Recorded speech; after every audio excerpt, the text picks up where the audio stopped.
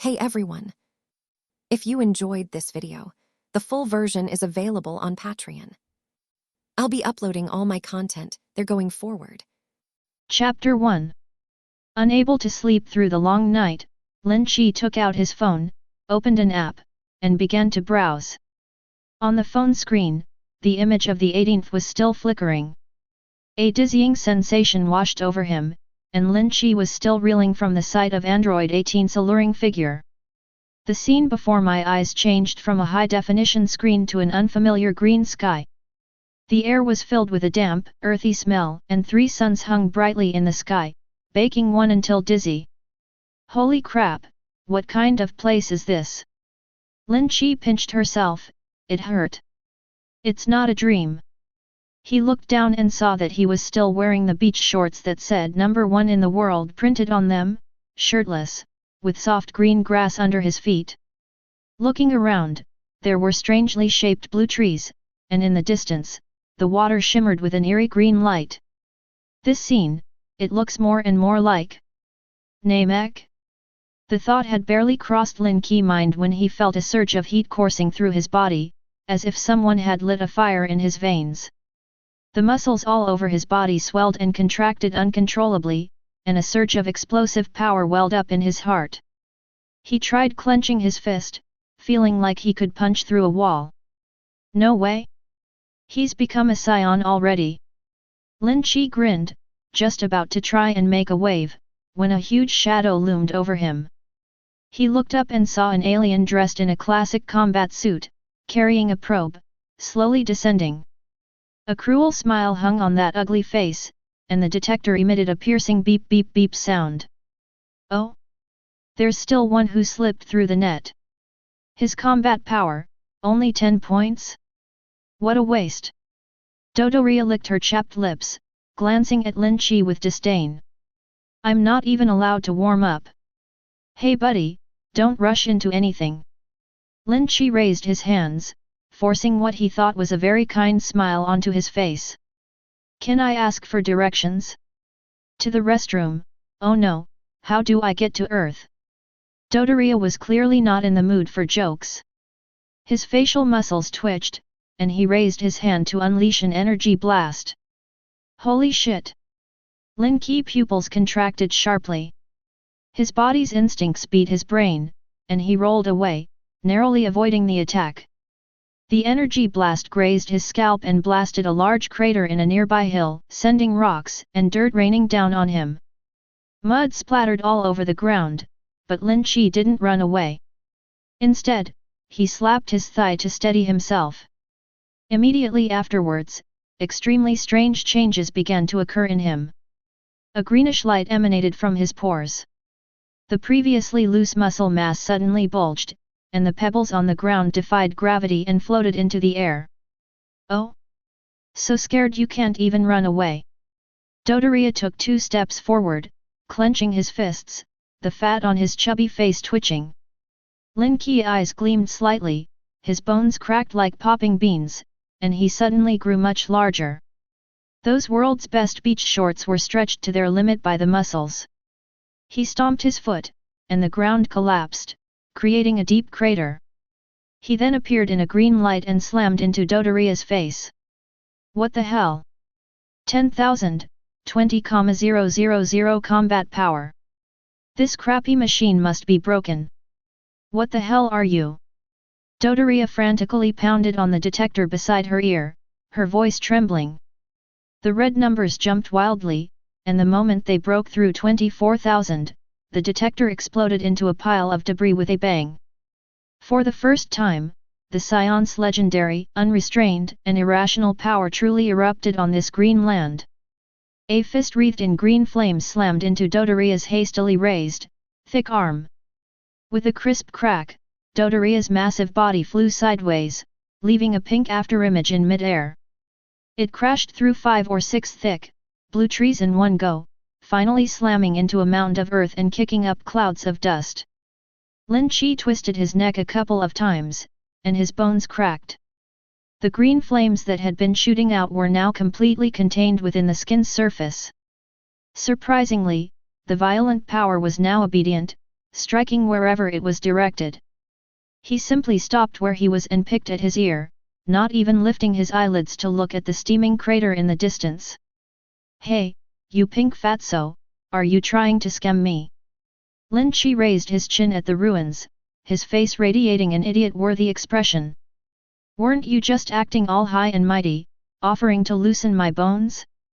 Get up and keep practicing." A burst of air exploded from the pit, sending rotten branches and chunks of mud flying everywhere. Dodoria emerged from the ruins, covered in dust, a long tear in his combat suit, and blood trickling from the corner of his mouth. He ripped off his tattered armor and stared intently at Lin Qi. "You damned worm, I'm going to tear you to pieces and feed you to the fish today." Dodoria roared with his mouth wide open, the veins on his two thick arms bulging. The detector in his left eye had long since shattered into glass shards, leaving Dodoria without even the ability to check the other party's panel. He holds the title of the Vanguard General of Frieza's army. If he were to be trampled underfoot by some nobody today, he would be finished in the universe. "So you're saying you're very brave?" Lin Qi tilted his head, his hands in his bulging pockets, and grinned. "I gave you a chance, but you failed miserably, Pinky." Upon hearing Lin Qi's sarcastic and indifferent remark, Dodoria's fleshy face froze for a moment, then turned a deep purplish red. He clearly didn't understand the joke from another world.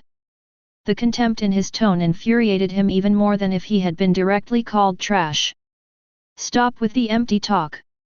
Dodoria was completely enraged by this nonsensical remark. He clasped his arms together in front of his chest, concentrating all his energy in his palms. An energy ball, several times larger than the previous one, quickly took shape. Die! Dodoria Super Cannon. The enormous energy ball, trailing a long tail of flame, hurtled towards Lin Qi's head like a small meteorite.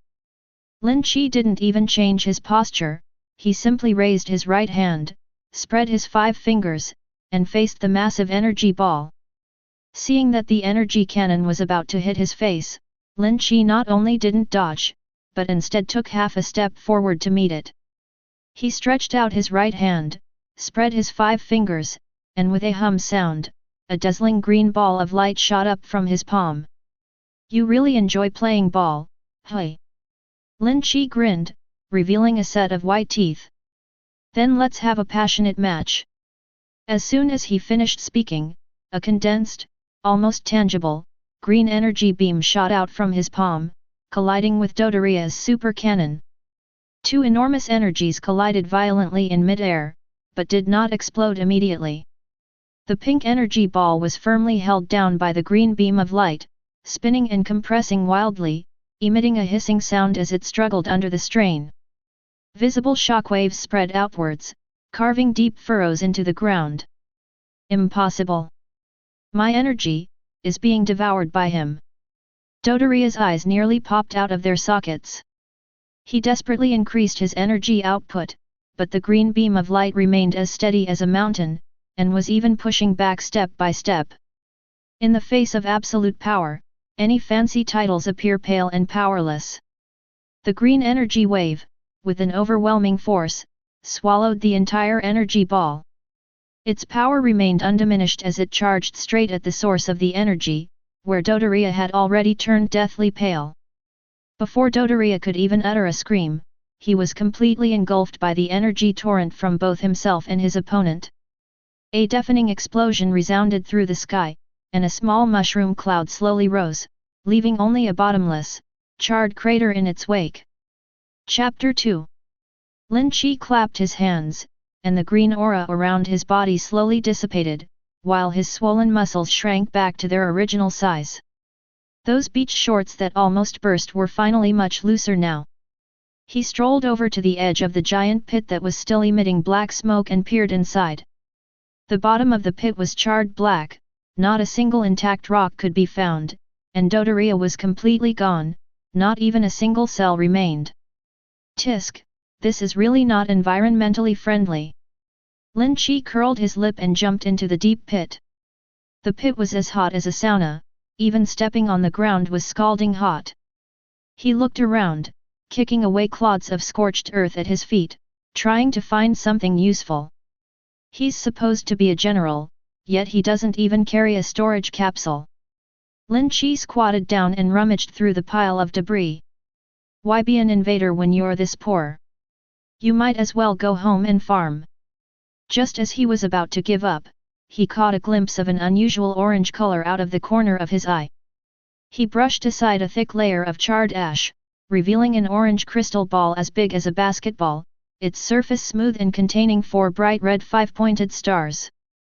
The Dragon Ball was completely unharmed in that earth-shattering explosion, it didn't even get a speck of dust on it. Holy crap, it really is a 4-star. Lin Qi's eyes lit up, and he immediately picked up this precious gem. Starting with Grandpa's keepsake, that's pretty good treatment. A strange warmth emanated from the Dragon Ball, subtly resonating with the Saiyan blood within him. This Dragon Ball is not only a tool for making wishes, but it also seems to contain some ancient and gentle power.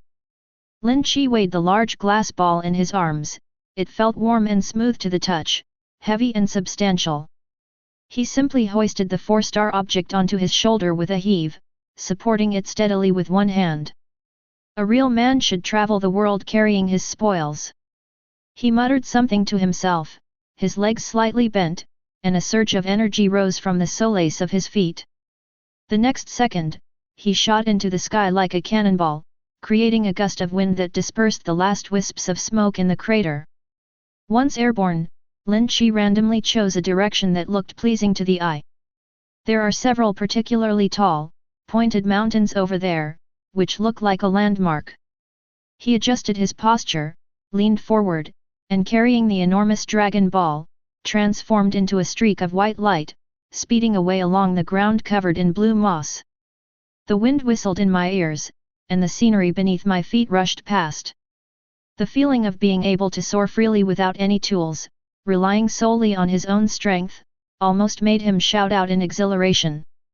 The sky over Namek is eternally green, with 3 suns shining brightly and warmly in different directions, ensuring that there is no true shadow on this land.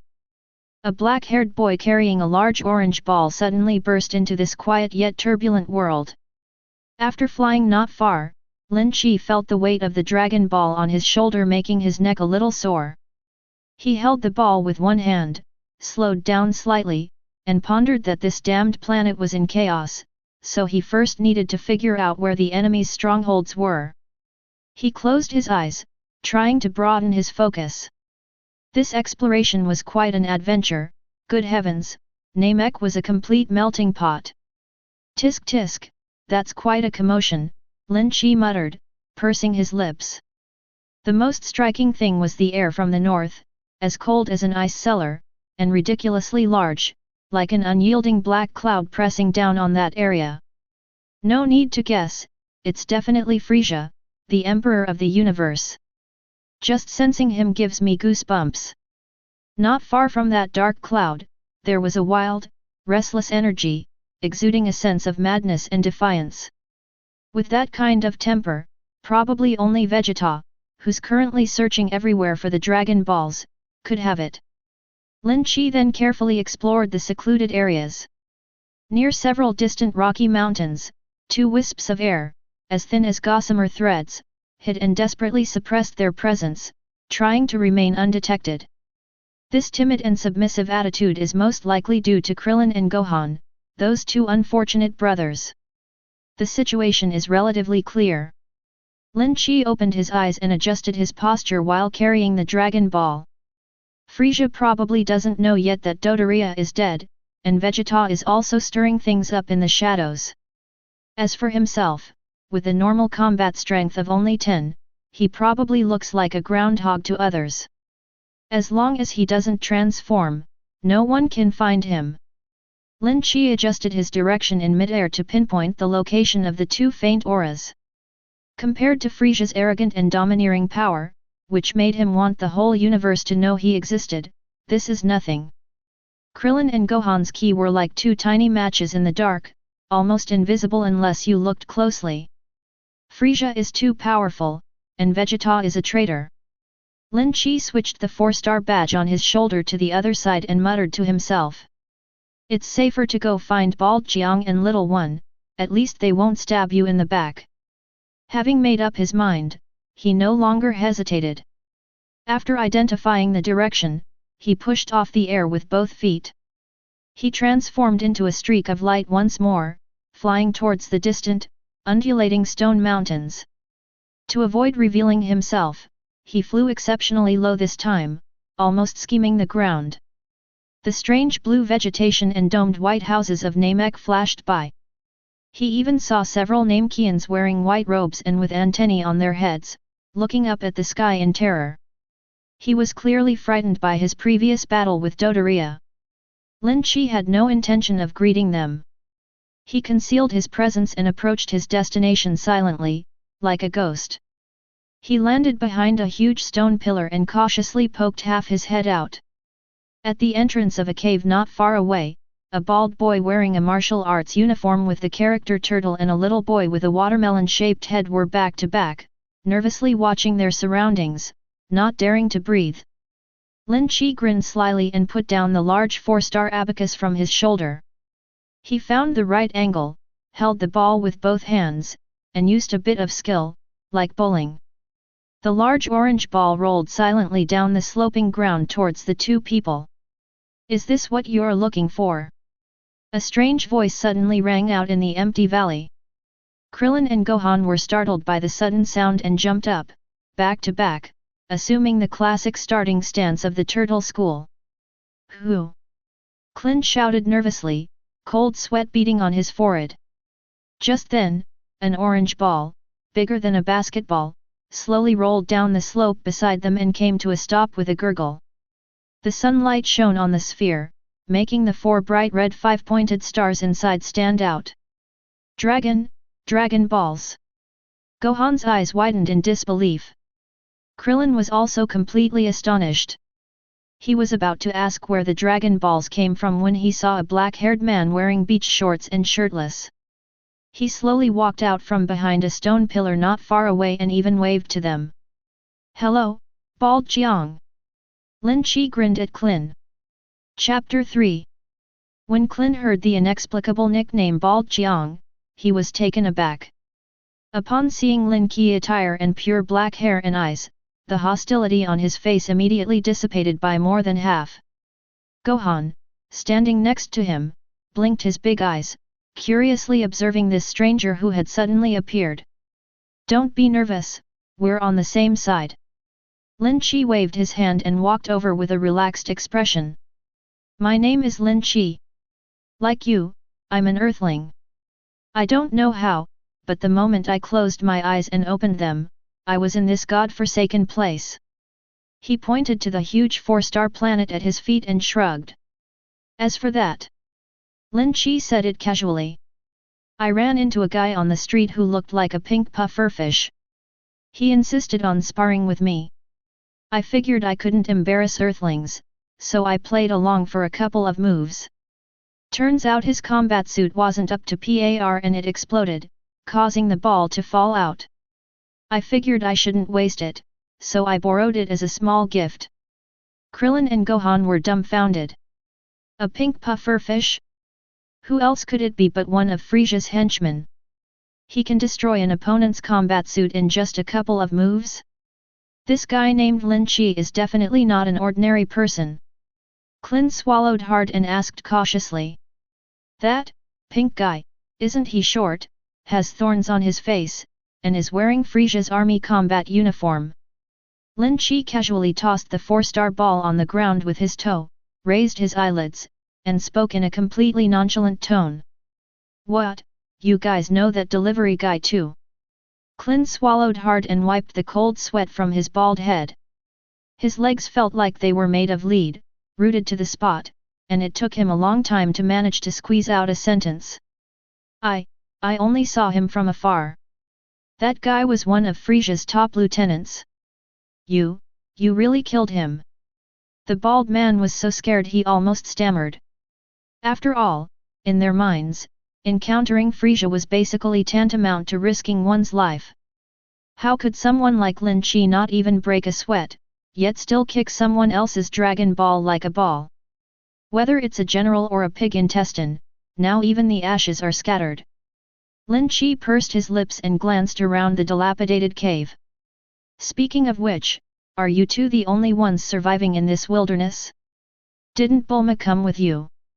Gohan took a half step away from behind Krillin, his two big eyes under his watermelon head quickly scanning the four-star ball on the ground, his two little hands nervously clutching the hem of his clothes. There are bad people everywhere here, it's too dangerous. It's too inconvenient to move around with Aunt Bulma, so we'll have her hide in a secluded place for now. The little guy had a clear, crisp voice, and he would occasionally glance outside as if afraid an alien might suddenly appear. Krillin nodded repeatedly beside him, taking the opportunity to rub his shiny forehead. A dry wind swept through the cave, rustling the pebbles in the corner. Yes, yes, yes. And with her temper, if we had her around, we'd both get tired of hearing it. The bald martial artist chuckled twice and glanced around. In the end, he kept his eyes glued to the huge orange bead at Lin Qi feet, sweat beading constantly on his forehead. But brother, since you've wiped out Frieza's subordinates, this commotion can't be kept secret for long. Should we run away right now? What are your plans next? Lin Qi didn't respond to Krillin's words. Instead, as if he remembered something, he stroked his chin and glanced back and forth between Gohan and Krillin. Don't rush to run away, I need to ask you something first. He paused, his tone casual, as if he were asking which restaurant was good. I heard there's a pretty awesome old man living on this planet, called something like the Grand Elder, who can help people break through their limitations and unleash their potential. Is that true? Upon hearing this, Krillin's eyes lit up, and he slapped his thigh. You know the Grand Elder too? That's great. Krillin gestured excitedly. That's right. The reason I came out with Gohan this time is to go see the Grand Elder. Lin Qi, seeing Krillin's excited expression, knew exactly what was going on. This bald guy's current confident demeanor clearly shows he's no longer the weakling he used to be. It seems the plot has progressed to the point where they rescued Dandy, and Krillin himself has been successfully blessed by the Elder. That's perfect. Lin Qi hooked the four-star object up with one foot and easily supported it with one hand. I'm the kind of person who likes to join in the fun. I'll lead the way and pay my respects to that old man too. Let's go, stop dawdling. Lin Qi hoisted the large four-star object onto his shoulder and gestured with his chin toward the cave entrance. You two lead the way, and hurry up. Krillin breathed a sigh of relief and quickly called Gohan to follow. With such a powerful player who can kick Dodoria around like a football by my side, this journey felt incredibly safe. The three of them slipped out of the cave one after the other, flying away as if they were thieves, skimming close to the ground. To avoid attracting Frieza's patrolling soldiers who were flying around everywhere, Krillin and Gohan suppressed their ki to the lowest level. They were almost weaving through Namekian-style blue-green thickets. Lin Qi followed behind at a leisurely pace. Those 4 planets were indeed quite heavy, he carried them as if they were large watermelons, without even breaking a sweat. On the contrary, the two in front kept looking back, afraid that Lin Qi would think they were flying too slowly. Brother, don't you really need to hurry? Krillin turned around and shouted at the top of his lungs against the wind.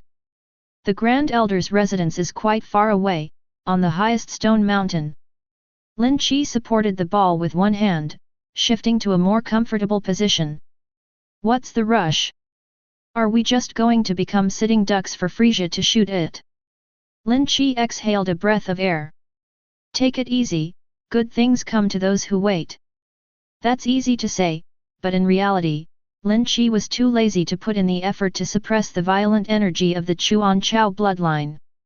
If he accelerates even slightly, and accidentally emits a green light, Frieza's detectors will probably explode. An early showdown wouldn't be a good thing. This low-altitude flight took almost half an hour. Krillin finally slammed on the brakes in front of a steep, club-shaped rocky mountain. A large, mushroom-shaped domed house sits crookedly atop the mountain. Lin Qi landed on the platform outside the mountaintop, put the 4-star ball on his shoulder on the ground, and it made a dull thud. He shook his slightly sore and numb shoulders, and glanced around. This god-forsaken place doesn't even have a railing. When the wind blows, it howls loudly. We've arrived, elder brother. The Grand Elder lives inside. Krillin pointed to the half-open door and said in a low voice. A tall Namekian stood like a wooden stake in front of the door. This guy looks exactly like Piccolo, except his brows are furrowed tightly right now. He crossed his arms, his eyes like knives, fixed on the Dragon Ball beside Lin Qi legs. Mr. Niru, don't misunderstand. Krillin quickly moved to stand in the middle, waving his hands repeatedly. This is Lin Qi, one of our own. We stole these Dragon Balls from Frieza's henchmen. The green-skinned man called Naruma completely ignored Krillin, his gaze slowly shifting to Lin Qi's face, scrutinizing him from head to toe, as if he wanted to stare a hole through Lin Qi. All right, doorman, stop looking. Lin Qi rubbed his shoulders and leaned casually against the door frame. I have a kind face, and I don't bite. Niru's face darkened, and just as he was about to take a step, a hoarse, labored breathing sound suddenly came from inside the room. Niru, let them in, I sense an incredible aura. His voice was so slow it made you anxious for him. He seemed to take 2 breaths for every word. The voice carried an undeniable authority, and Niru immediately stopped, stepped aside, and respectfully made way for him. Chapter 4. Lin Qi flicked his toe, sending the huge 4-star planet rolling to Niru's feet. He casually shoved both hands into the pockets of his beach shorts and strode towards the door. Hey bro, watch my loot for me, anything that gets scratched or damaged is on you. Niru's eye twitched twice, and his fist clenched instantly. The Dragon Balls were truly Namek's treasure, so he could only stand there with a dark expression, like a security guard at the gate. Lin Qi stepped into the dimly lit room, adjusted his eyes to the light, and immediately spotted an old Namekian, looking like a mountain of flesh, sprawled on the enormous chair in the center. There was also a little green radish head standing next to him, staring longingly at the doorway. The moment little radish saw Krillin and Gohan following them in, his tense little face instantly broke into a wide smile. He strode forward with his short legs and grabbed Krillin's clothes. Mr. Krillin! Mr. Gohan! You've finally arrived! We've been waiting for you for ages. This little guy must be dandy. Lin Qi didn't join them in their reminiscing, his gaze was fixed entirely on that mountain of flesh. The old man was struggling to breathe, but the air in the room felt heavy, like it was filled with lead, pressing down on one's shoulders. It even forcefully suppressed the nascent Saiyan frenzy within him. Lin Qi pulled his hands out of his pockets and casually tugged at the slightly wrinkled hem of his beach shorts. In front of this powerful figure whose mere aura could subdue anyone, he unusually abandoned his usual nonchalant demeanor. He took 2 steps forward, straightened his posture, and bowed slightly. Hello, sir. Lin Qi softened his tone, adding a touch of politeness. My name is Lin Qi, and I'm from Earth. I'm new here and don't know the proper etiquette. I apologize for speaking so rudely outside the door just now. The elder's eyelids, which were as thick and layered as withered tree bark, slowly opened a crack. His cloudy eyes lingered on Lin Qi, and the old man's already heavy breathing suddenly quickened. Even the massive, mountain-like body trembled slightly. A child from Earth. The elder's voice was very hoarse, with a hint of disbelief. With these eyes, I saw within you an extremely violent, almost all-consuming savage force. This is a power no Earthling should possess. The air in the entire room seemed to freeze with the old man's heavy breathing. Dandy, who had just been acting cute with Krillin, immediately shut up and stepped aside. Krillin and Gohan didn't dare to breathe, and they both turned their heads in unison, staring at Lin Qi with wide eyes in astonishment. Lin Qi simply went along with the old man's words, a harmless smile on his face.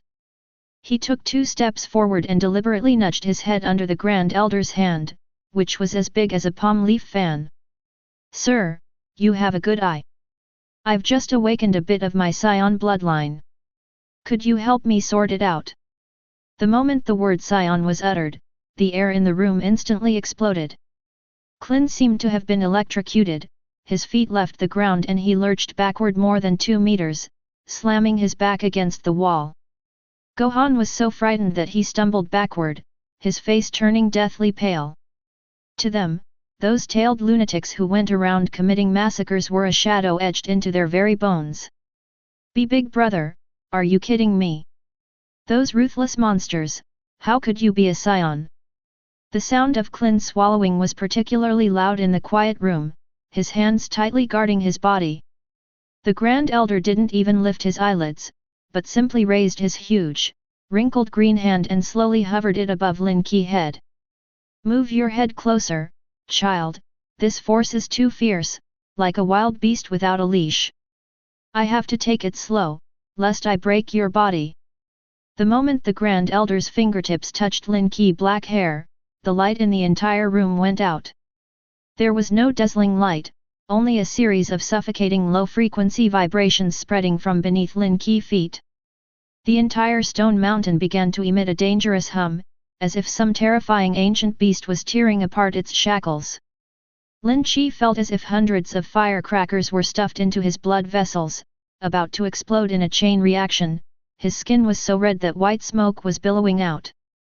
He quickly shrank his neck and took several steps back, managing to break free from the elder's fan-like hand, panting heavily.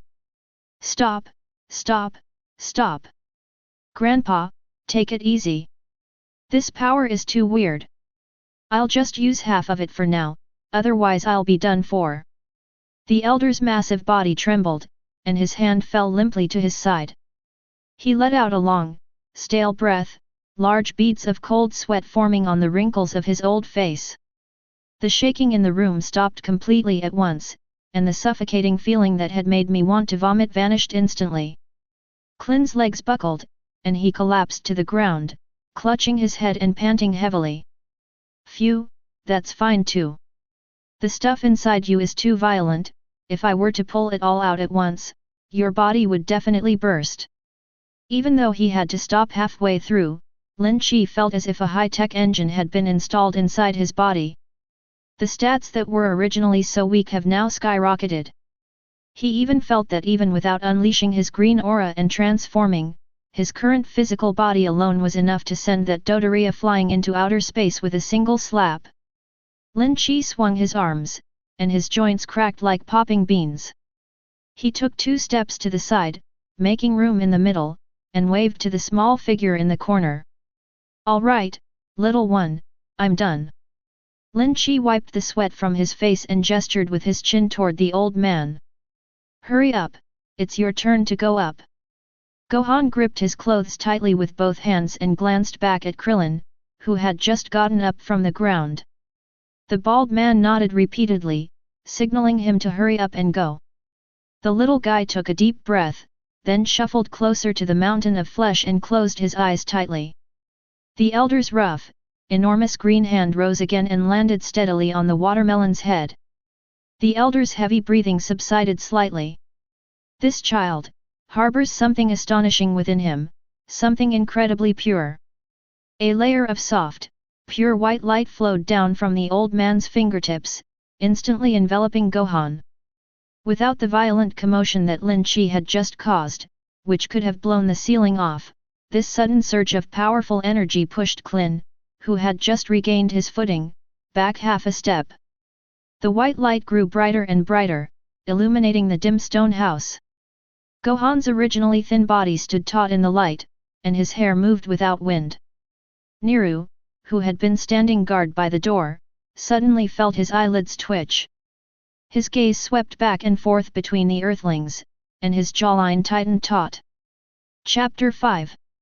Just as the white light receded and Gohan's aura had not yet fully stabilized, the elder's mountain-like body suddenly began to tremble. Cough. Cough cough cough. The old man coughed violently, each cough sounding as if he were coughing up his lungs, and his already cloudy eyes became even dimmer. Dandy, who had been quietly standing to the side, was terrified. He scrambled to the chair with his short legs and clung tightly to the elder's robes. "Elder! Are you all right?" Dandy's eyes were red, and his voice was clearly trembling with tears. The elder laboriously raised a hand and gently patted Dandy's head twice as a gesture of comfort. Then he turned his head, looked at the three Earthlings in the room, and waved wearily. "It's nothing serious, it's just that these old bones of mine can't take it anymore." The elder was panting, his voice weak but clear. "Children from Earth, go, do what you want to do." The old man's meaning was clear, he was telling them to leave. Performing consecration rituals on two people in a row further weakened his already frail body. Neru's face was as green as could be. He turned to the side, his gaze sweeping over Lin Qi and Krillin, clearly not intending to let them stay there for even a second longer. Lin Qi looked at the old man whose eyelids were almost drooping and didn't say anything more. He dropped his nonchalant attitude, stood up straight, and bowed respectfully. "Take care, sir. Leave the affairs outside to us." After saying that, he turned around and strode towards the door. When he reached the door, he picked up the 4-star ball with one hand, steadily hoisted it onto his shoulder, and stepped over the threshold. Seeing this, Krillin and Gohan quickly bowed deeply to the mountain of flesh like old man and jogged after Lin Qi as they walked out. The wind was quite strong outside, making a whooshing sound on the top of the rocky mountain. Neru walked over and slammed the broken wooden door shut, completely cutting off the oppressive feeling in the room. Closing that wooden door meant taking over the huge mess that was Namek. Beyond the distant azure sky, several chaotic yet extremely arrogant unfamiliar auras emanated. It is tearing through the atmosphere with a brutal force, hurtling towards this planet. Lin Qi adjusted the dragon ball on his shoulder and turned to look at the two people, one big and one small, who had followed him out. Krillin was still wiping the sweat from his bald head, while Gohan clenched his fists, clearly excited by his newly unlocked potential. Lin Qi stood on the edge of the cliff, closed his eyes, and carefully sensed the surroundings. That aura belonging to Vegeta was currently running wildly like a headless fly in a wasteland not too far from them, exuding a sense of frantic anxiety. "Come on, bro, I'll take you guys to find a conscript. That traitor with the high hairline is probably getting really anxious right now, let's go give him some comfort." Krillin and Gohan's expressions froze for a moment when they heard that they were to go find Vegeta. The shadow of that deadly battle on Earth hasn't completely dissipated yet. But seeing Lin Qi's nonchalant yet steady demeanor, the two exchanged a glance and reluctantly followed.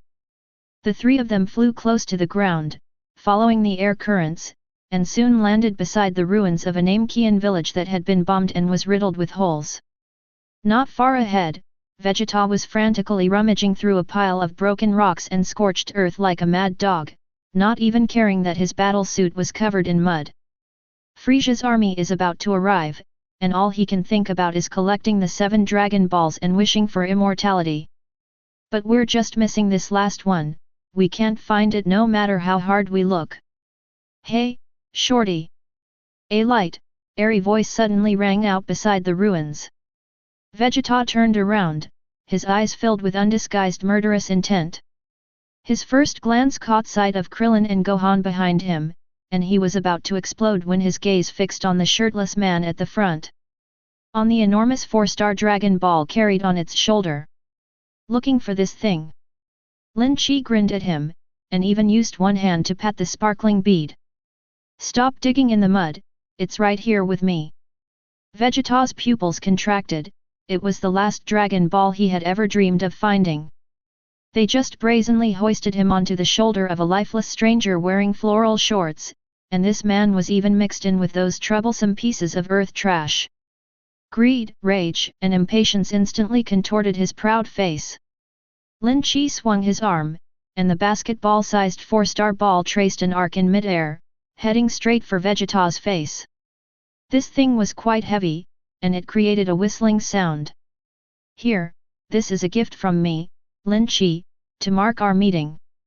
Vegeta's muscles were tense, ready to unleash a murderous attack, but the other party casually tossed him the treasure he had always dreamed of. He instinctively reached out and tightly embraced the heavy bead. His face, covered in mud, was filled with disbelief. His brows were furrowed into a tight knot as he stared at Lin Qi as if he had seen a ghost in broad daylight. Krillin, standing nearby, nearly popped his eyes out of their sockets. He grabbed Lin Qi's arm in a panic, his voice trembling with anxiety. No.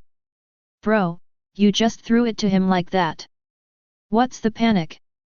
Lin Qi slapped the bald man's hand away, tilted his head, and winked at him.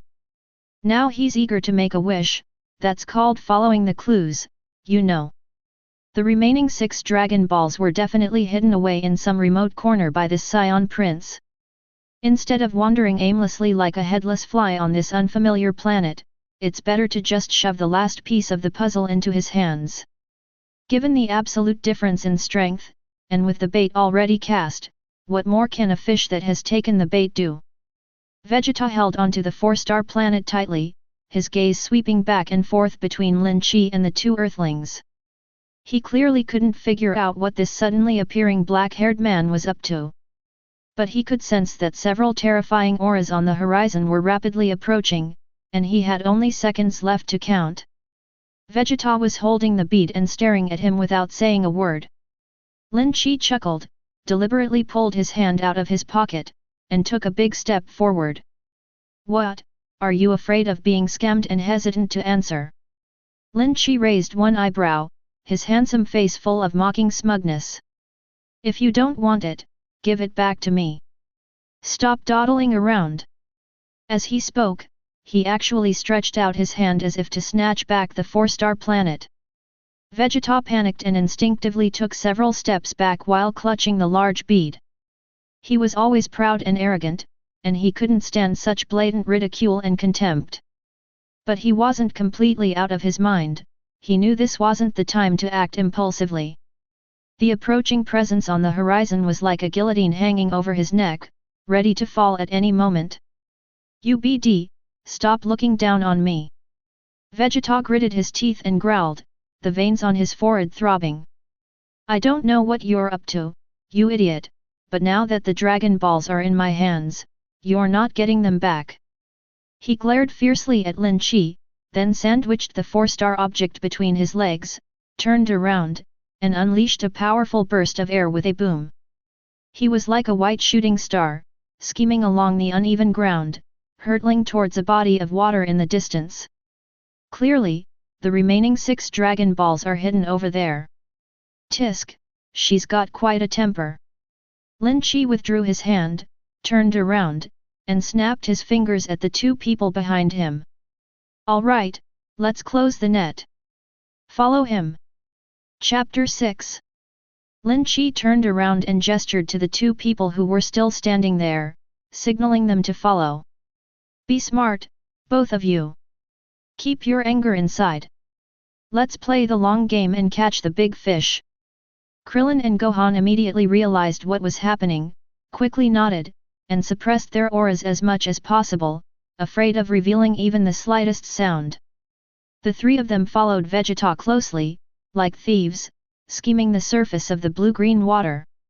The Saiyan prince in front flew with incredible speed, as if he wanted to use every ounce of strength he had, leaving a long white trail on the water's surface.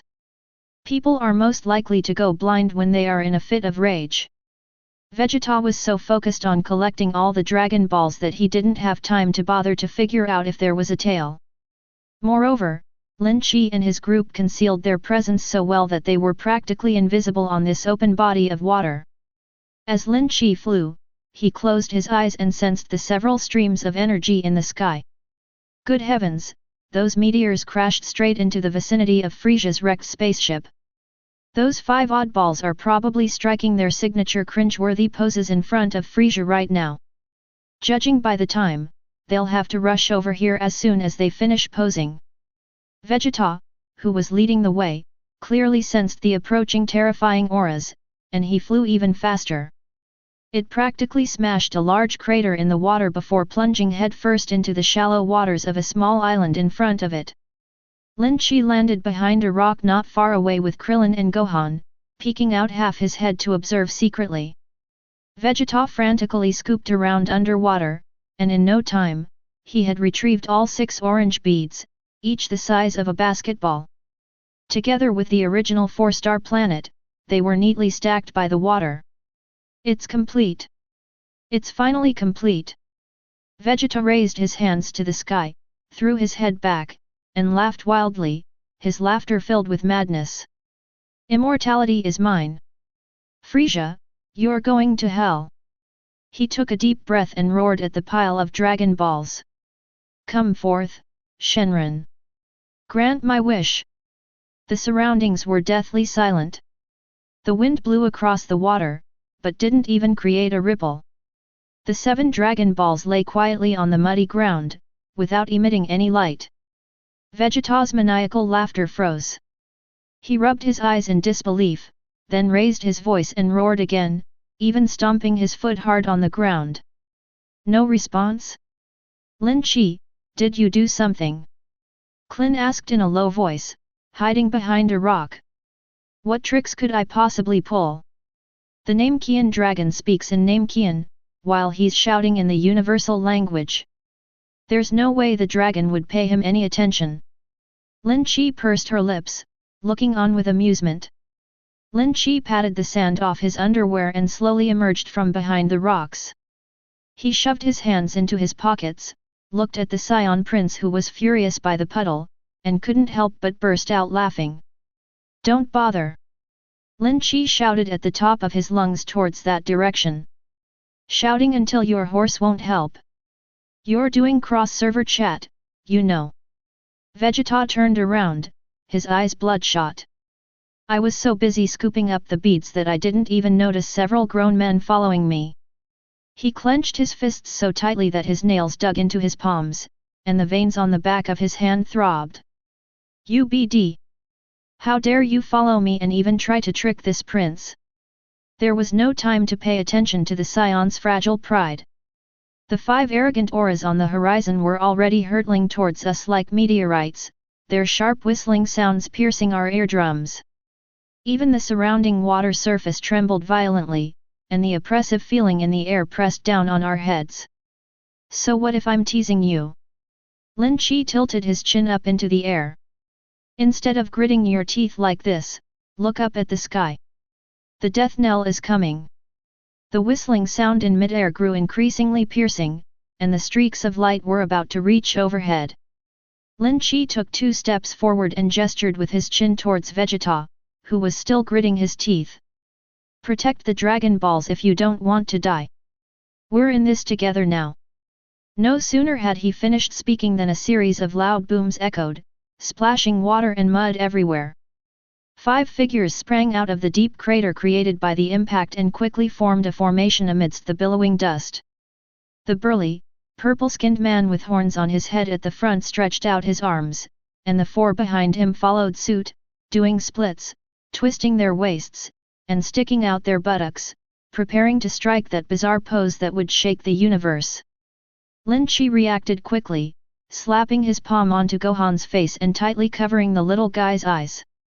This kind of shocking acrobatic performance is not suitable for children, kids are not allowed to watch. The 5 people were posing in a way that defied all human aesthetic judgment, and they were even shouting their signature slogans. The tense atmosphere, which was originally on the verge of a fight to the death, was completely turned into an awkward farce by these guys.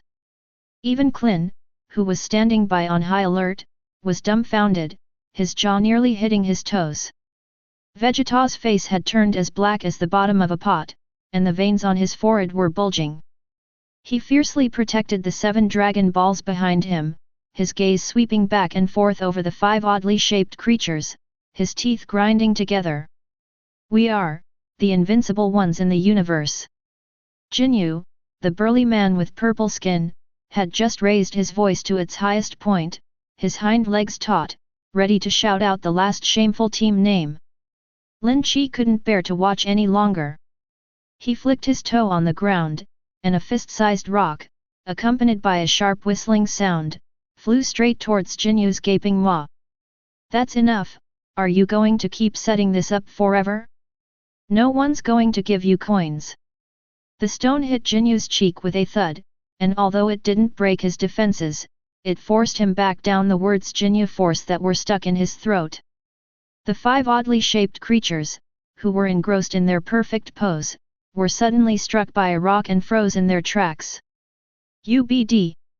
How dare you interrupt our carefully rehearsed entrance ceremony?" Jis, with his red skin and white hair, was so angry that he jumped up and down, pointing at Lin Qi and cursing him. "Captain, let me tear this bumpkin who knows nothing about art to shreds first." Jinyu rubbed his face where the rock had hit him, his previously confident expression instantly turning grim. He ignored the shouting Jis, instead narrowing his eyes, raising his hand to press the detector by his ear, his gaze fixed on the black-haired man in floral shorts. "Beep beep beep. Oh? A piece of trash with a combat power of only 10. Jinyu sneered and turned to look at Vegeta, who was protecting the Dragon Balls. "Vegeta, you're really going backwards as you get older, actually stooping down to hanging out with trash like this." Chapter 7. Vegeta did not respond, feeling a little fearful at the arrival of the Jinyu force, and was figuring out how to prevent the Dragon Balls from being taken away. Hearing Jinyu's taunt, Lin Qi took his hand out of his pocket and pointed forward. It wasn't Jinyu who was mocking him, but rather the short, fat, green-skinned alien next to him. Lin Qi raised his voice, his tone full of provocation. "That frog with 4 eyes, you look the weakest, you go first." Guldo, who had been hiding in the back pretending to be an expert, was clearly stunned when he was suddenly called out. He looked around, then pointed his finger at his own nose, squeezing all 4 of his little eyes together. "Me?" Gulder's voice was sharp and uncertain. "Yes, it's you." Lin Qi rolled her eyes, her lips curling into a wide smirk. "Nonsense, besides you, who else has 4 eyes and is completely green like a toad?" The word toad is extremely offensive. Gulder's already pale face turned a deep, dark green, and several thick veins bulged visibly on his forehead. This shorty hates it most when people make fun of his appearance and height, let alone being publicly humiliated by a piece of earth trash whose combat strength is only 10 points as indicated by a detector. "I'm going to skewer you on a tree branch and roast you." Guldo was so angry that he jumped 2 feet high on the spot, spitting everywhere, and turned to shout at Jinyu. "Captain! Let me go! I'm going to crush this arrogant piece of trash!" Jinyu crossed his arms, looked at the furious Guldo, glanced at the nonchalant Lin Qi, and nodded with a cold smile. "Go, Guldo! Take care of this trash with a power level of 10, don't waste our time trying to steal the Dragon Balls." Lin Qi didn't even flinch, he just stood there, even moving a little closer. He raised his right hand and beckoned his index finger to Guldo, who was jumping up and down in anger. Come on, come on!" Lin Qi raised his eyebrows, his smile utterly irritating. "Let me see how high you've climbed with your toad kung fu. And let's be clear, if you don't jump high enough, I'm asking for a refund." When has Guldo ever been treated like this? His 4 small eyes widened in anger, and he let out a strange cry. "You're asking for it?" Guldo took a deep breath, his cheeks puffing out like 2 big green balls. The moment he held his breath, the surrounding air seemed to freeze instantly by some invisible glue. Time stopped. This is Guldo's most prized trump card. The breeze stopped in mid-air, and the look of horror on Klin's face froze.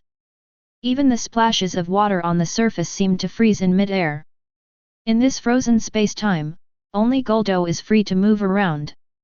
Guldo took short strides and walked up to Lin Qi, who remained motionless. He casually picked up a sharp, thick branch from the ground and pointed it at Lin Qi's neck. "Weren't you so arrogant just now? A piece of trash with a combat power of 10. Guldo grinned maliciously and raised the branch high. "Go to hell and repent." Just as the branch was about to pierce Lin Qi's throat, the scene before Guldo's eyes suddenly changed. Lin Qi, who should have been like a wooden puppet at his mercy, curled his lips into a strange smile and even winked at him. Guldo's 4 eyes widened in horror, and he almost choked on the breath he was holding in his throat. How is this possible? How can this guy still move in a space where time has stopped? Gulder's 4 eyes widened like copper bells, and sweat poured down his forehead. Before he could even exhale, Lin Qi had already moved.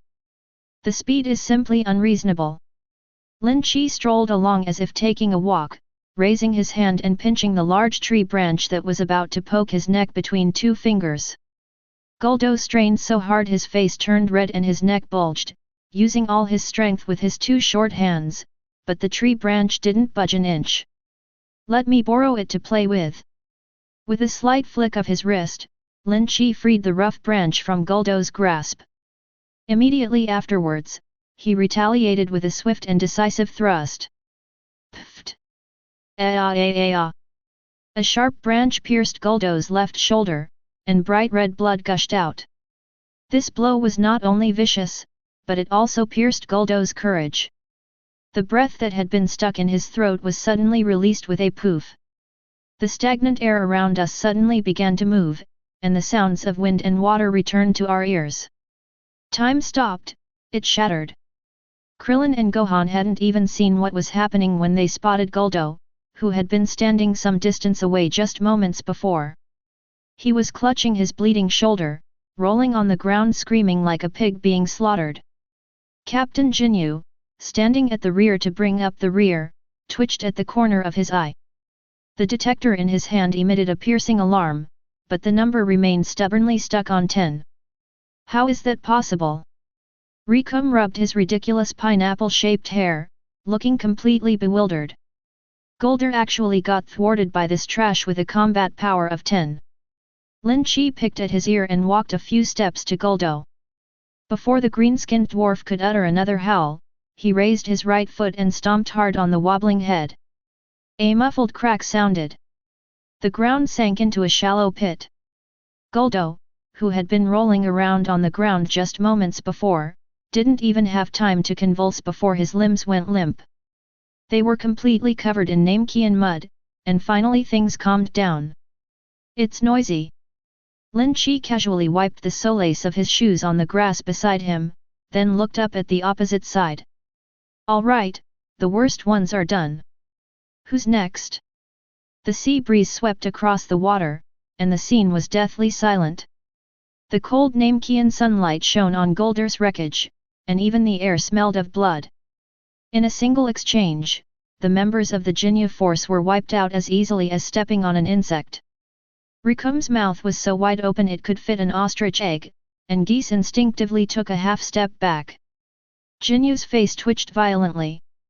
He ripped the detector, which still displayed 10, off his ear and crushed it to pieces with a smash, sending plastic and glass shards falling to the ground. Turns out he's a master at concealing his fighting strength. Jinyu gritted his teeth, staring intently at Lin Qi. Who exactly are you? Lin Qi pulled his hand out of his pocket and shook it, his tone as perfunctory as could be. Who am I? You wouldn't recognize me even if I told you. Lin Qi completely ignored Jinyu's comment, his finger skipping over the purple-skinned captain and pointing directly at the biggest, burly man behind him. Hey you, the one who looks like a pineapple, stop looking around. You, come out and practice.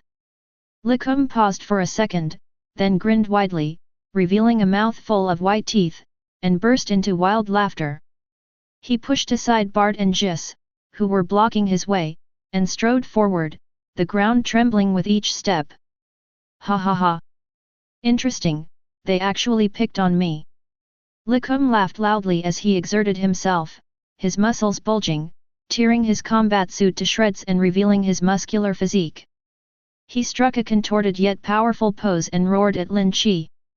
I am Rikum, the strongest destroyer of the Jinyu force. I'll send you to hell to be buried with Guldu.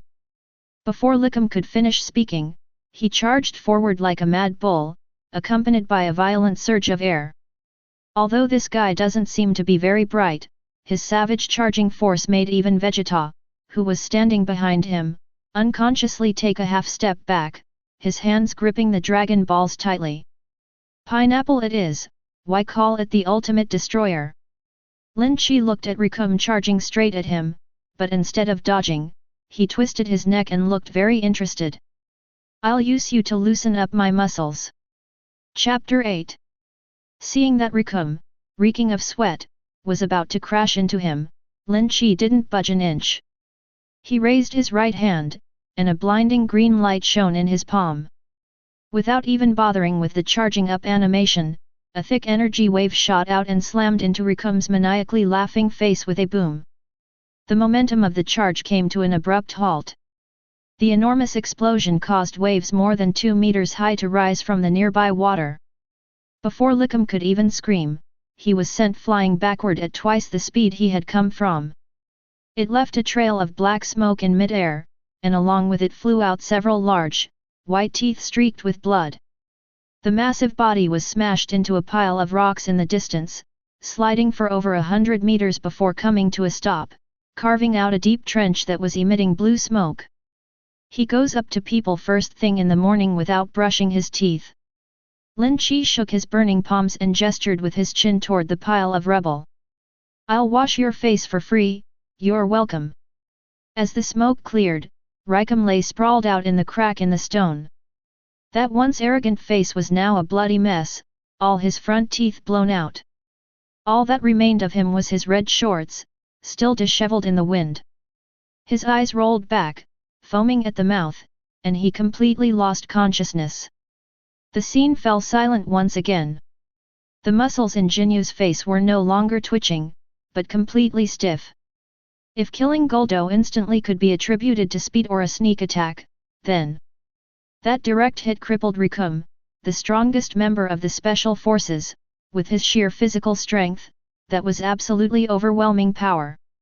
Jis and Bart swallowed hard at the same time. They looked at each other and saw undisguised panic in each other's eyes.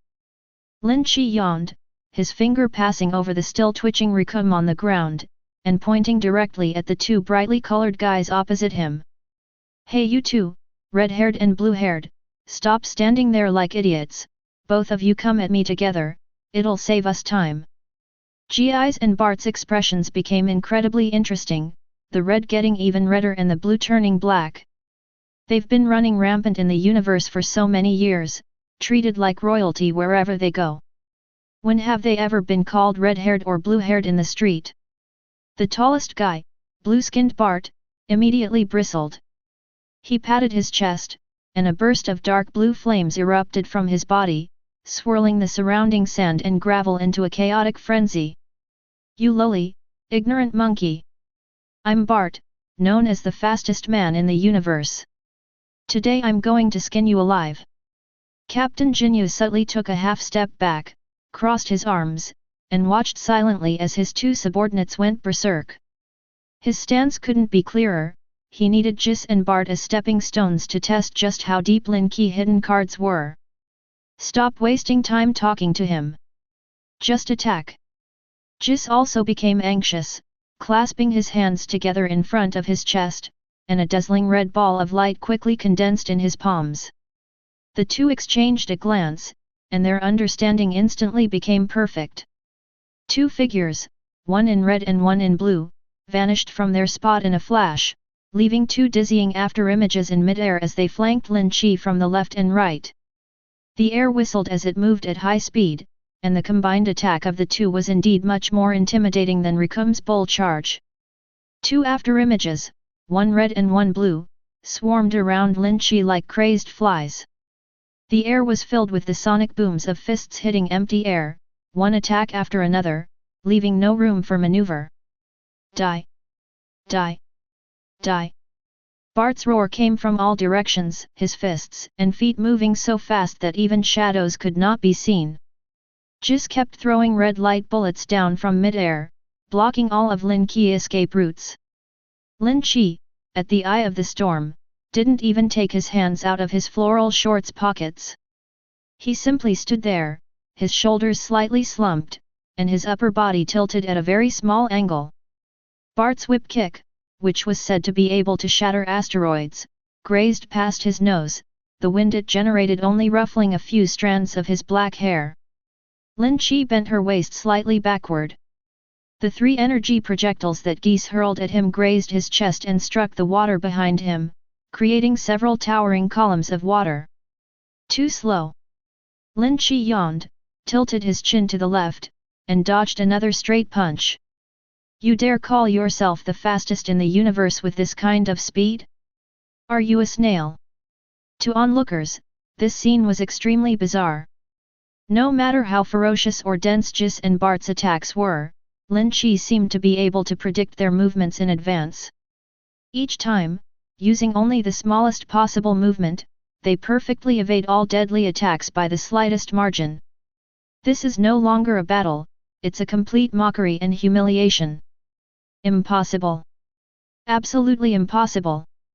Bart's eyes nearly popped out of their sockets, and he accelerated to his maximum speed, the afterimages of his legs already forming a blur of blue light. But every attack he thought was sure to kill turned into nothing when it hit Lin Qi. Captain Jinyu's expression finally changed completely. He had just been hoping that his 2 subordinates could force this Earthling to reveal his true intentions. But now it seems that they didn't even warm up, they were just making a fool of their elite subordinates. Bart's eyes turned red, and he roared as he swung his arm to smash it down on Lin Qi's head. Jis, who was behind him, was also getting impatient. Seeing that Lin Qi was dodging so easily, he simply stopped throwing balls and directly flanked from behind, intending to engage Bart in a hand-to-hand combat between the two. This is what Lin Qi has been waiting for. He lifted his eyelids, just as Bart's fist, as big as a sandbag, was about to touch the tip of his nose. Suddenly, my foot slipped, and I tucked myself down like an eel, turning half my body to the side. Bang! A crisp, muffled thud. Bart's powerful punch, delivered with all his might, landed squarely on Gisa's face as he caught up from behind. Jis couldn't even manage a scream, the sound of his nose shattering was enough to make anyone's teeth clench. He was like a red kite with a broken string, spinning in midair before flying backwards and plunging into the water next to him with a plop, without even making a ripple. Bart froze in midair, staring at his fist, his mind completely blank. Tisk tisk, such a deep grudge. Lin Qi slowly straightened up and reached out to brush off imaginary dust from his shoulders. They're ruthless, they beat their own brothers to a pulp. This is blatant and malicious attack on the spirit. The elite members of the Jinyu force, formidable figures who roam the universe with impunity, were treated like monkeys and made to run wild, even having their own partners crippled. Vegeta watched from the sidelines, his throat dry. If it were him, he wouldn't even dare to imagine such extreme positioning and calculation. Chapter 9. Bart, still holding the fist that had knocked his brother away, stood frozen in place, trembling, his large eyes filled with a ghostly terror. Lin Qi didn't have time to wait for him to finish his mental preparation. He lightly touched the ground with his toes and arrived in front of Bart. Before Bart could even blink, he felt a jolt in his stomach, and a terrifying force that seemed capable of shredding his internal organs pierced through his body. What are you daydreaming about? Go downstairs and take a bath with him. Bang! Lin Qi's seemingly casual kick to the chest turned Bart, who was known as the fastest in the universe, into a giant blue shrimp. He rolled his eyes upwards, saving himself the trouble of even screaming. With a thud, it plunged into the same area where Gi's had just fallen, sending up a splash that was at least 3 stories high. A few bloody bubbles occasionally rose to the surface of the water, before it returned to complete calm. These 2, one red and one blue, were just thrown into the water and left to soak without any explanation. This is no longer a battle, it's a one-sided massacre. In less than a few minutes, the once mighty Jinyu force, which had shaken the entire universe, was reduced to just Captain Jinyu standing alone on the shore. Krillin and Gohan even forgot to breathe, and Vegeta's face turned deathly pale. He was now completely convinced that the Earthling in the floral shorts in front of him was definitely a terrifying monster. Lin Qi patted the back of his foot, turned around, and focused his gaze on the last remaining purple-skinned captain. Lin Qi swung his ankle, not even giving Jinyu a proper look, just glancing at him sideways. "You're all alone now." Lin Qi gestured with his lip towards the water not far away. "So, are you planning to gracefully jump into the water yourself, or should I give you a ride? The kind that takes you all the way to the bottom of the lake." He was the captain of the Jinyu force, Frieza's sharpest blade. Today, a monkey in beach shorts from Earth slaughtered all of his men like chickens. "Stop getting so smug." Jinyu stomped his foot, and a large section of the ground collapsed. His arms were bulging with veins in front of his chest, and purple flames erupted from his body, causing the entire island to shake violently. The once calm water surface was dented into a large crater by this violent aura. "I'll show you the true power of the Jinyu force, captain. I'll tear your body to shreds." 120,000. With Jinyu unleashing his full power, his aura reached its peak, surprisingly matching Lin Qi current, disguised, normal aura.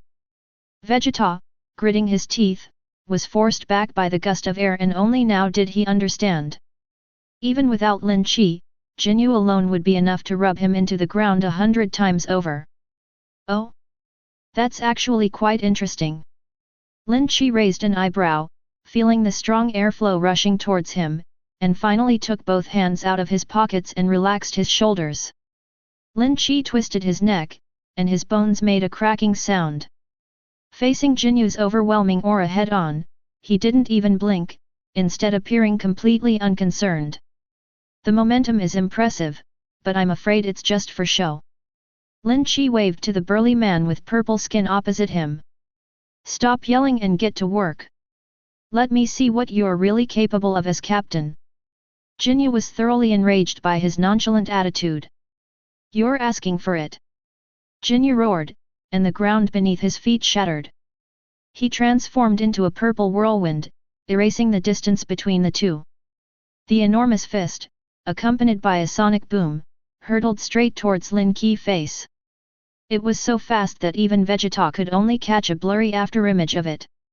The value of those 120,000 combat power is truly incomparable to that of the few small fry from before. Lin Qi did not dodge. His eyes narrowed, and he raised his right fist to meet Jinyu's fist head-on. Boom! The two fists collided, producing a deafening roar like muffled thunder. A visible white shockwave spread wildly from the two people, uprooting the surrounding sand, rocks, and trees. The water surface, which had been sunken, was blasted up into a wall of water tens of meters high by the enormous impact, just like a heavy rain. Krillin and Gohan were thrown several times by the blast wave, only managing to stay afloat by clinging tightly to a large rock. Vegeta lay sprawled on the ground, desperately protecting the Dragon Balls. In the eye of the storm, Lin Qi and Jinyu remained locked in a fist-to-fist confrontation, neither taking a single step back. Jinyu's expression changed. He thought that even if his all-out attack couldn't cripple the kid, it would at least blast him away. But now, the force coming from the opponent's fist actually absorbed all of his power, and even showed a slight tendency to counteract it. The strong wind whipped Lin Qi's black hair wildly, but the smug smile on his lips only grew wider. "Is that all the strength you have? Didn't you eat breakfast?"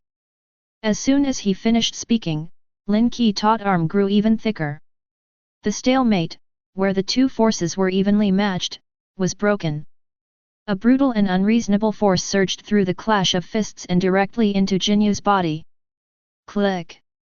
A dangerous cracking sound came from Jinyu's wrist.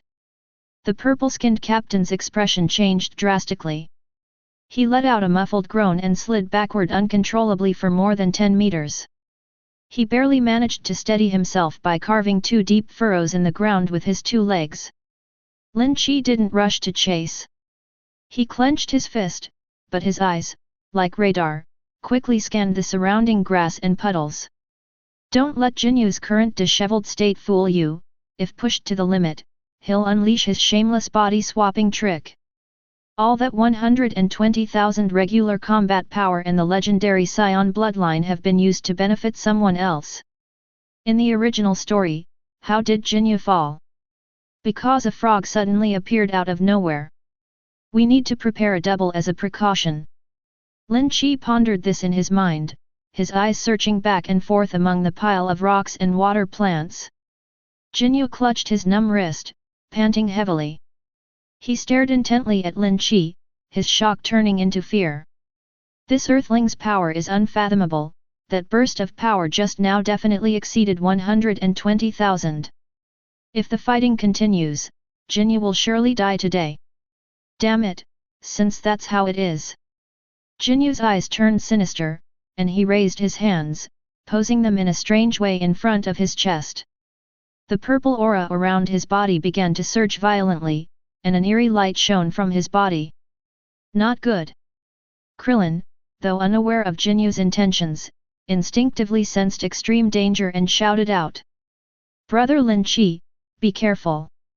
Lin Qi's eyes twitched, and out of the corner of his eye, he finally caught a glimpse of a Namekian frog croaking in a mud puddle nearby. Chapter 10. Jinyu's facial features contorted in pain as he opened his mouth wide. A dazzling white light shot out from his mouth, like a sharp sword aimed straight at Lin Qi's face. Switch bodies! Jinyu's hysterical roar echoed throughout the entire island. If this light hits, this body with terrifying power will be his. The light wave traveled at extremely high speed and arrived in front of Lin Qi in an instant. Krillin and Gohan closed their eyes in fright, and even Vegeta instinctively held his breath. Lin Qi didn't even try to dodge. A fraction of a second before the white light burst forth, his hand suddenly darted to the side like a phantom. Before the Namekian frog, which was squatting in the mud puddle croaking, could react, a large hand grabbed its belly. Get out of here! Lin Qi flicked his wrist, throwing the frog towards the white light like a baseball. A soft pop sound.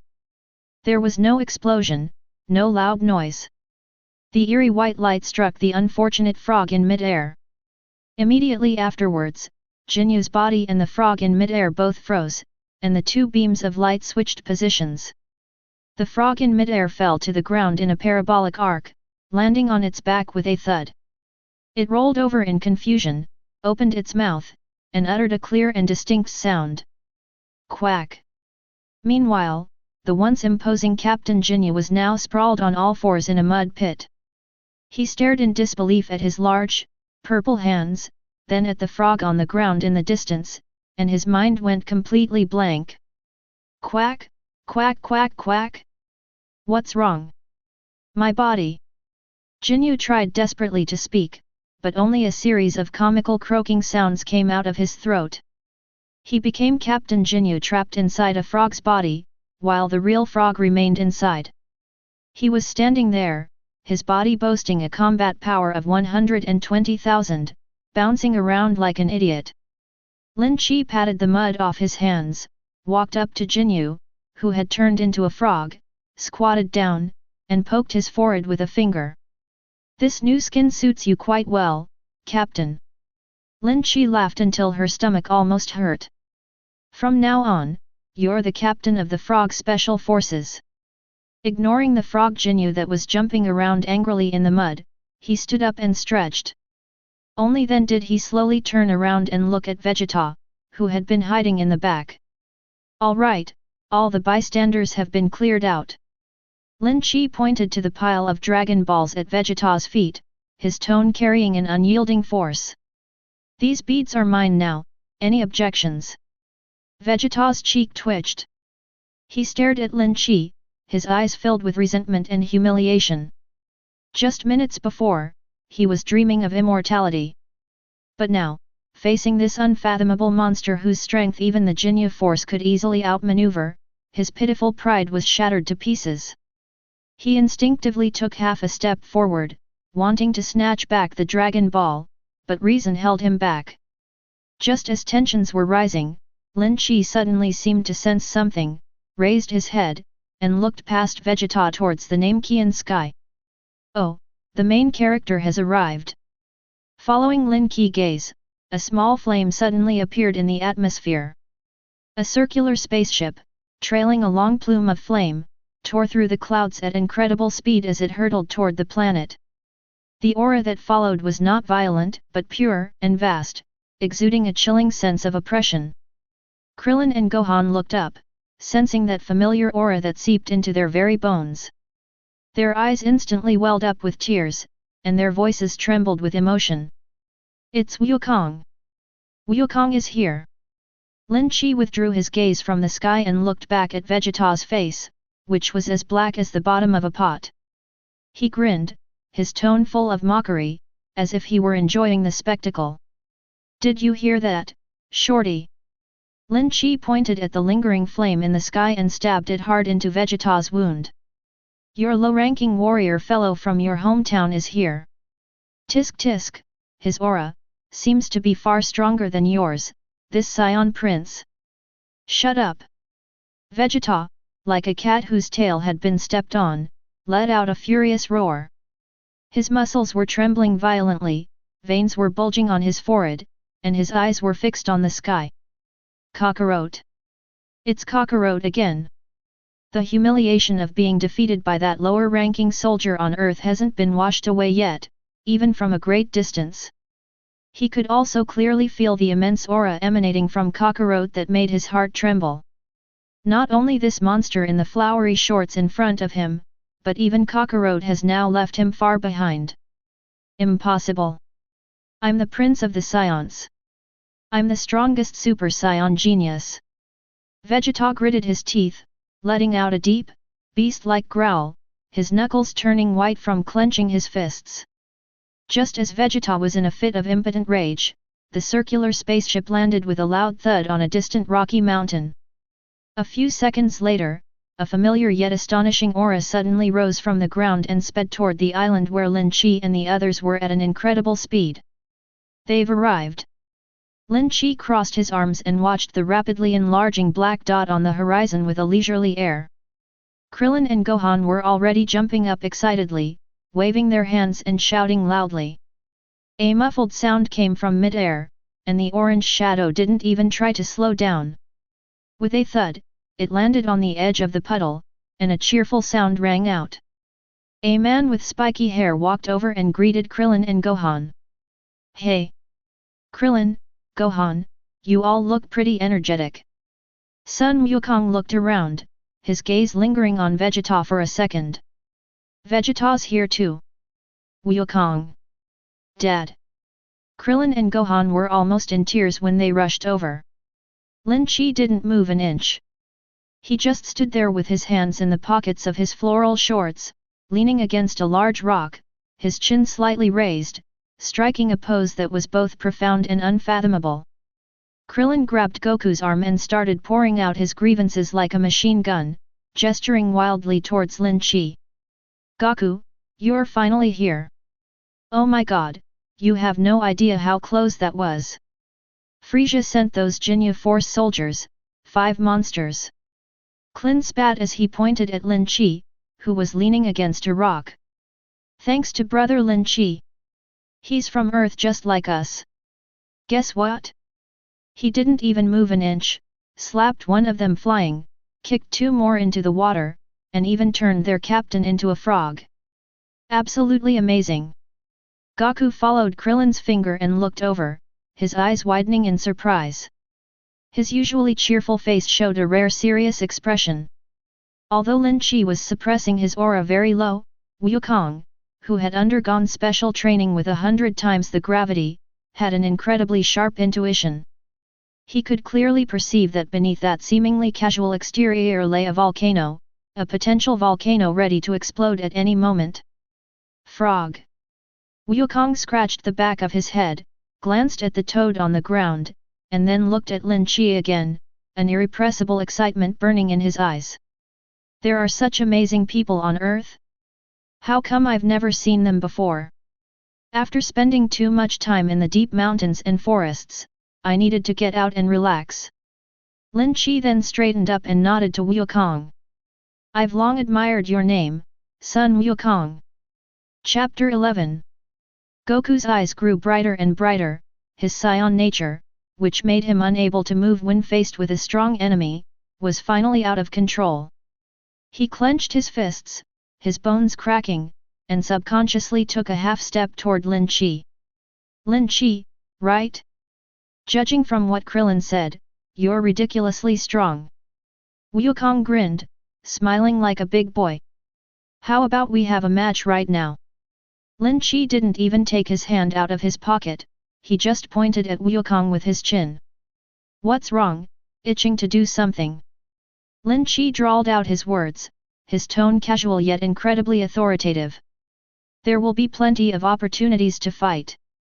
After we deal with that white lizard named Frieza, I'll train with you to your heart's content. Upon hearing this, Wukong was slightly disappointed, but immediately nodded vigorously. Frieza's name was like a bucket of cold water, reminding him of the serious business he had come to Namek for. Before he could speak again, Lin Qi turned her gaze directly to the bald man beside her, who was still immersed in joy.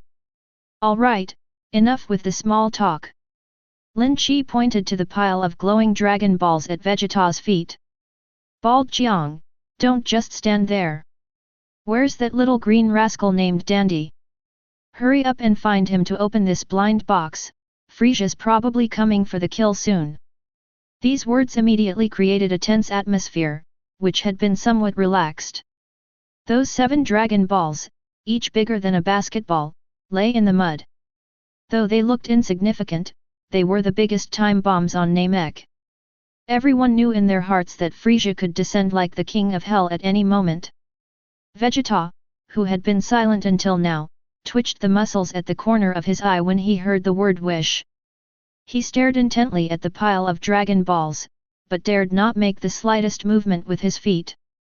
Krillin slapped his forehead, finally remembering the important matter. Yes, yes, yes. The Grand Elder said that Dandy has the ability to summon the dragon. Krillin was so anxious he kept stamping his feet. But, the Grand Elder's place is quite far from here. It took them ages to fly over here. Lin Qi was about to say, distance doesn't matter, I'll teleport you, when he felt his eyelid twitch before he could even finish his sentence. He raised his head, his gaze passing over the shimmering water to the green sky on the horizon. A faint wisp of air, like a candle flickering in the wind, was drifting towards their small island. Although it was so faint as to be almost negligible, the pure Namekian aura was absolutely unmistakable. Hey, no need to run errands anymore. Lin Qi pointed to the air, a smile playing on his lips. Cao has arrived. This little green-skinned fellow is surprisingly nimble. Everyone looked in the direction he pointed and saw a thin, green figure flying over, panting heavily. It was Dandy. The little guy must have been speeding all the way, so he was out of breath and collapsed onto the ground with a thud as soon as he landed. 2 large eyes darted back and forth between Lin Qi and Wukong, finally fixing their gaze on the 7 dragon balls. The Grand Elder said. Dandy gasped for breath, managing to squeeze out the words, that he should help you summon Porunga. This is a godsend. Vegeta's eyes widened, and his breathing became heavy. As soon as Dandy starts chanting the incantation, the dragon appears, and before these Earthlings can even react, he can be the first to wish for immortality. Lin Qi glanced at Vegeta, his little thoughts written all over his face. He ignored him, walked straight up to Dandy, and picked the little guy up from the ground. Well done, you little greenhorn. Lin Qi pointed to the beads on the ground. Hurry up and summon your dragon, whatever it is. Everyone line up, get ready to open the blind boxes.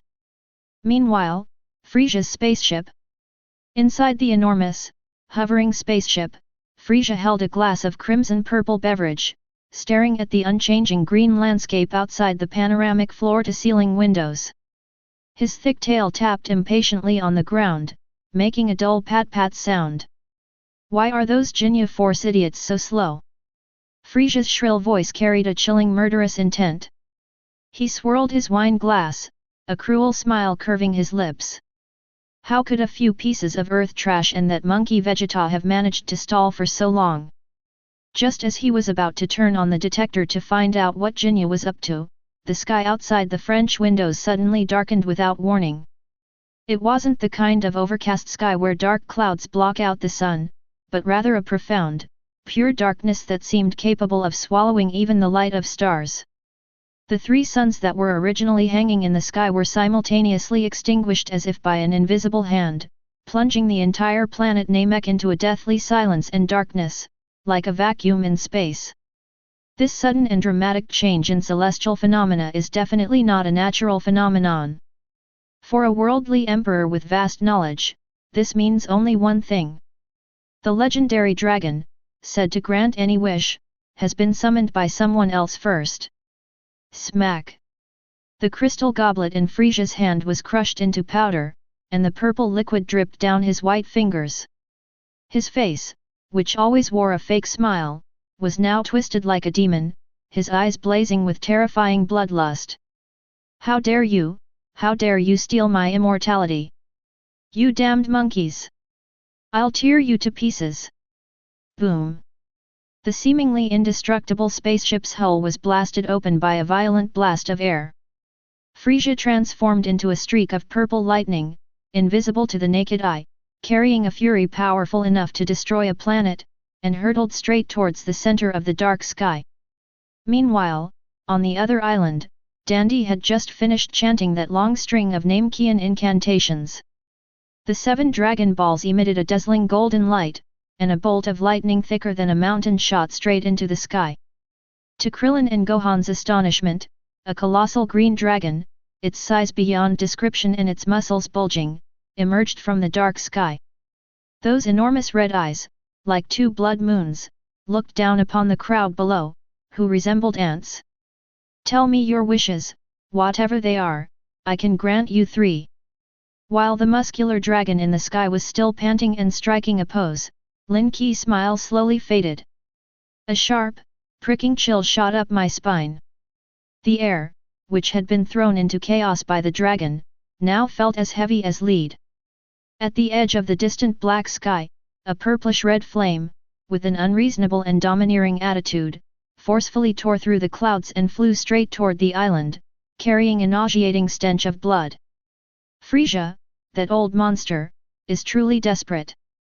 Lin Qi rubbed his stiff neck, took 2 steps forward, and stood directly in front of Krillin and Dandy. I'll leave the wishing to you guys. I'll go stop that white lizard first. He waved his hand without turning his head. Lin Qi had only taken 2 steps when he stopped, turned around, and looked at Sun Wukong, who was clenching his fists and looking excited. He extended his right hand, palm facing up. By the way, Mr. Goku, did you bring any senzu beans? Give me one to tide me over, that guy's ki is too weird, I'm afraid he'll really kill me in one hit. Chapter 12. That was a statement that was both cowardly and defiant. Others might feel ashamed, but in the face of Frieza's terrifying and oppressive presence of 530,000 men, blindly showing off would just be suicide. Lin Qi normal power level is only 120,000. If he were to engage in hand-to-hand combat, without a senzu bean as a backup, his Saiyan bloodline would probably be wiped out right there. Wukong was stunned for a moment after hearing this, and his usually cheerful face became unusually tense. Without saying a word, he pulled the dusty little cloth bag off his belt, poured out a bright green bean, and flicked it with his finger. Next. Be very careful, this guy's aura is absolutely incredible. Goku stared intently at the direction Frieza was approaching, his muscles trembling slightly. If it weren't for the Dragon Balls, I'd love to go with you. Lin Qi grabbed the magic bean and stuffed it into the nearly ripped pocket of his beach shorts, patting it a couple of times through the fabric. All right, keep an eye on the house. Don't let the shorter guy take advantage of the situation and steal your wishes. Then he felt something was amiss, so he took the bright green magic bean out of his pocket, pinched it between 2 fingers, and casually rubbed it on his clothes a couple of times. It was thrown directly into the mouth and held in one cheek. This thing is a lifesaver. If I really get hit hard by that giant lizard, biting it open and swallowing it is the fastest thing I can do. He bent his knees slightly and then sprang up with a loud boom. The recoil blasted a large crater in the ground beneath his feet, and he was like a cannonball, plunging into the dark clouds. The force of air that rushed towards us was like a solid steel wall, so oppressive that even breathing smelled of blood. A streak of purplish-red meteors hurtled in from the far end of the dark sky. Frieza sat in his egg-shaped hover chair, his originally pale face contorted with bulging veins, his red eyes filled with a mad, world-destroying rage. Those who block my way shall die. Frieza didn't even intend to stop. With a wave of his hand, 5 thin, ray-like purple beams instantly tore through the air, heading straight for Lin Qi vital points. Lin Qi did not dodge. His muscles tensed instantly, and a faint green aura flashed across his body. Their normal combat power of 120,000 was unleashed without reservation, managing to carve out a small space of their own amidst Frieza's terrifying oppressive aura. He raised his hands and, with his incredible speed and reflexes, slapped all 5 beams of death light away. The beam of light struck the sea surface, creating several towering columns of water hundreds of meters high. "Oh, you're so angry. What, is the big boss personally collecting rent?" Lin Qi hovered in mid-air, spat out a mouthful of saliva, raised his chin slightly, and blocked Frieza's inevitable path. With a senzu bean in his mouth, his voice was somewhat muffled, but the extremely insulting taunt still reached Frieza's ears clearly. The hover chair stopped in mid-air. Frieza's murderous red eyes were fixed on Lin Qi, who was blocking his way. For Frieza, who was used to being high above everyone else and revered by the entire universe, this kind of thuggish approach to flirting was even more offensive than slapping him across the face. "What are you?" Frieza's voice was as cold as poisoned ice shards, his gaze sweeping over Lin Qi's flashy attire. "How dare you block my path?" Lin Qi pushed the magic bean from his left cheek to his right cheek and crossed his arms over his chest. Looking at Frieza's face, which was pale with anger, he showed no intention of backing down. "I'm your grandpa." As soon as those 5 words were uttered, Frieza's thick tail straightened, causing the egg-shaped hover chair to sink half a meter. "Didn't you see Shenlong down there opening blind boxes?" Lin Qi tilted his chin down, pointing at the huge green, muscular dragon. "If you're not in a rush, how about we chat for $10 first? You're going to miss it anyway." The enormous figure of the dragon Porunga below glowed faintly in the darkness. Krillin and his companions had clearly made their first wish. What Frieza has always dreamed of is being taken away from him little by little. This ignorant earth monkey in front of him not only blocked his way but was also relentlessly stabbing him in the back. Frieza did not speak again. His expression suddenly calmed down, a calmness like the stillness of the sea before a storm. He slowly raised his right hand, extended his index finger, and pointed the fingertip at Lin Qi. There was no roar, no warning. A flash of red light appeared at my fingertips. "Call out." A death ray, 10 times thinner than before but condensed to its extreme, pierced through the distance between the two in an instant at a speed impossible to detect with the naked eye. "Go to hell, you wild monkey!" That red light was eerily fast, it practically grazed my retina. Lin Qi gritted his teeth, not even considering dodging. The killing move unleashed by 530,000 combatants would absolutely kill anyone trying to dodge it under normal circumstances. Since we can't cover it up, then we won't. Boom! Without needing to cast any spells or charge up, an extremely frenzied green flame instantly erupted from every pore of Lin Qi's body. The already solid muscles expanded wildly and uncontrollably, like a tire that had been inflated to its limit, with the bones making a crackling sound as they rubbed against each other. His black hair stood on end, the whites of his eyes gleamed, and a fierce, beast-like glint shone deep within them. Frieza's death ray, powerful enough to pierce a planet, plunged headlong into this veritable green storm. Just like a fragile glass rod hitting a steel plate, it shattered with a crisp crack into countless red light spots, without even burning a single hair on Lin Qi head. What are you doing waving that crappy laser pointer around like that? Is it out of battery? Lin Qi twisted his neck, which had thickened considerably, and a thunderous heartbeat emanated from his body, which was enveloped in green flames. He slowly raised his head, his eyes, now devoid of their former luster, fixed intently on Frieza opposite him. Frieza, sitting in the hover chair, widened his eyes little by little. His face, which always wore an air of elegance and cruelty, finally cracked open at this moment. Although he couldn't sense the strength of the energy, the green flames emanating from this Earthling directly dispersed the surrounding clouds. The terrifying sense of oppression emanating solely from the physical body actually caused a primal tremor in his proud first form. This is not a power that Earthlings should possess.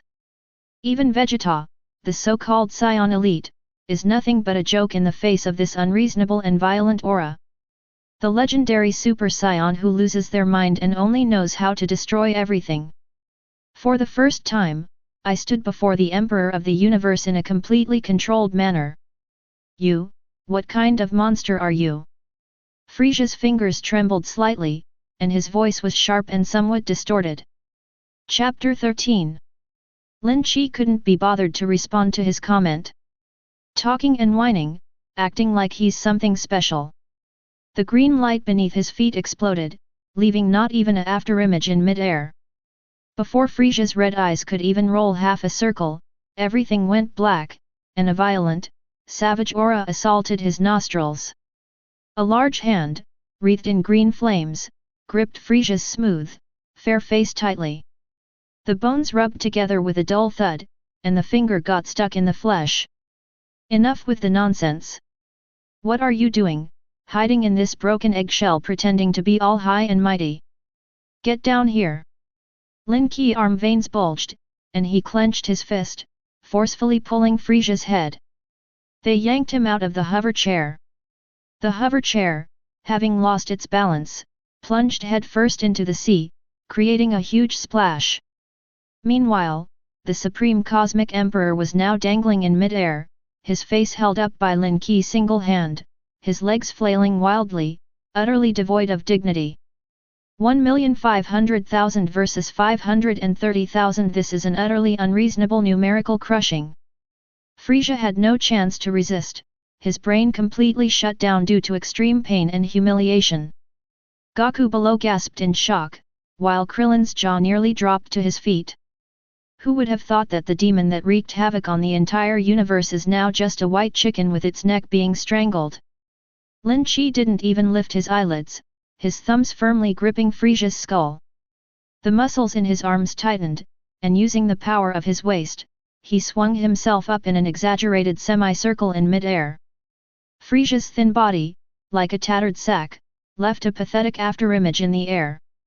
Get down there and wash off your stench. Boom! Lin Qi released his grip, and Frieza crashed headfirst into the deep water below. The water splashed up to a height of over 10 meters, bringing up all the mud and pebbles from the bottom of the water. Thump! The hover chair had just sunk down when Frieza crashed headfirst into the ground. This pure physical oppression and undisguised humiliation were 1,000 times more unbearable for Frieza, who considered himself the noblest man in the universe, than being killed outright. There was no movement underwater, but the surrounding water surface looked as if it had been completely boiled. Large plumes of white steam rose up, and the purple light in the water was dazzlingly bright. An evil, violent, and rapidly increasing aura is penetrating the water layer and soaring into the sky. Driven by extreme fear and humiliation, Frieza could no longer afford to be elegant or cautious. He skipped the warm-up and began his first transformation. Snap! Snap! A terrifying sound came from underwater, bones stretching out strangely and muscles tearing apart. That initial surge of energy, which was only 530,000, exploded like a ferocious beast breaking free of its cage, reaching 1 million. 1.2 million. Lin Qi hovered in mid-air, rubbing the wrist that had just pinched the person, a smile of excitement spreading across his face.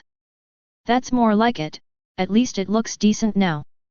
Lin Qi had no interest in pressing his advantage. He hovered directly above the boiling water, arrogantly crossing his two thick arms over his chest. With his eyelids half closed, he watched helplessly as the pool of water below boiled and bubbled. Bang! With a muffled thud, a huge whirlpool exploded on the water's surface. A purplish-white figure, more than twice as tall and thick as before, carrying steaming water vapor, charged straight up from the bottom of the water like a mad rhinoceros. Frieza, who originally looked like a little old man, has now grown taller and stronger than Lin Qi. Its horns grew as thick and curved as a bull's, and its muscles were piled up like rocks. That ferocious and tyrannical aura directly stirred up a small tornado in mid-air. "You damned earth trash! I'm going to tear you to pieces!" In his second form, Frieza's voice becomes extremely rough and hoarse. He soared into the sky, stopping at the same height as Lin Qi, his bloodshot red eyes filled with undisguised cruelty.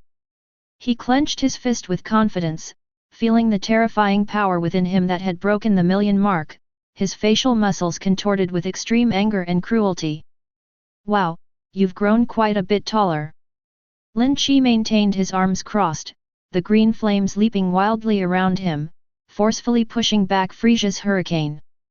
"Let me see what your second form is capable of besides being taller. It's not just all show and no substance."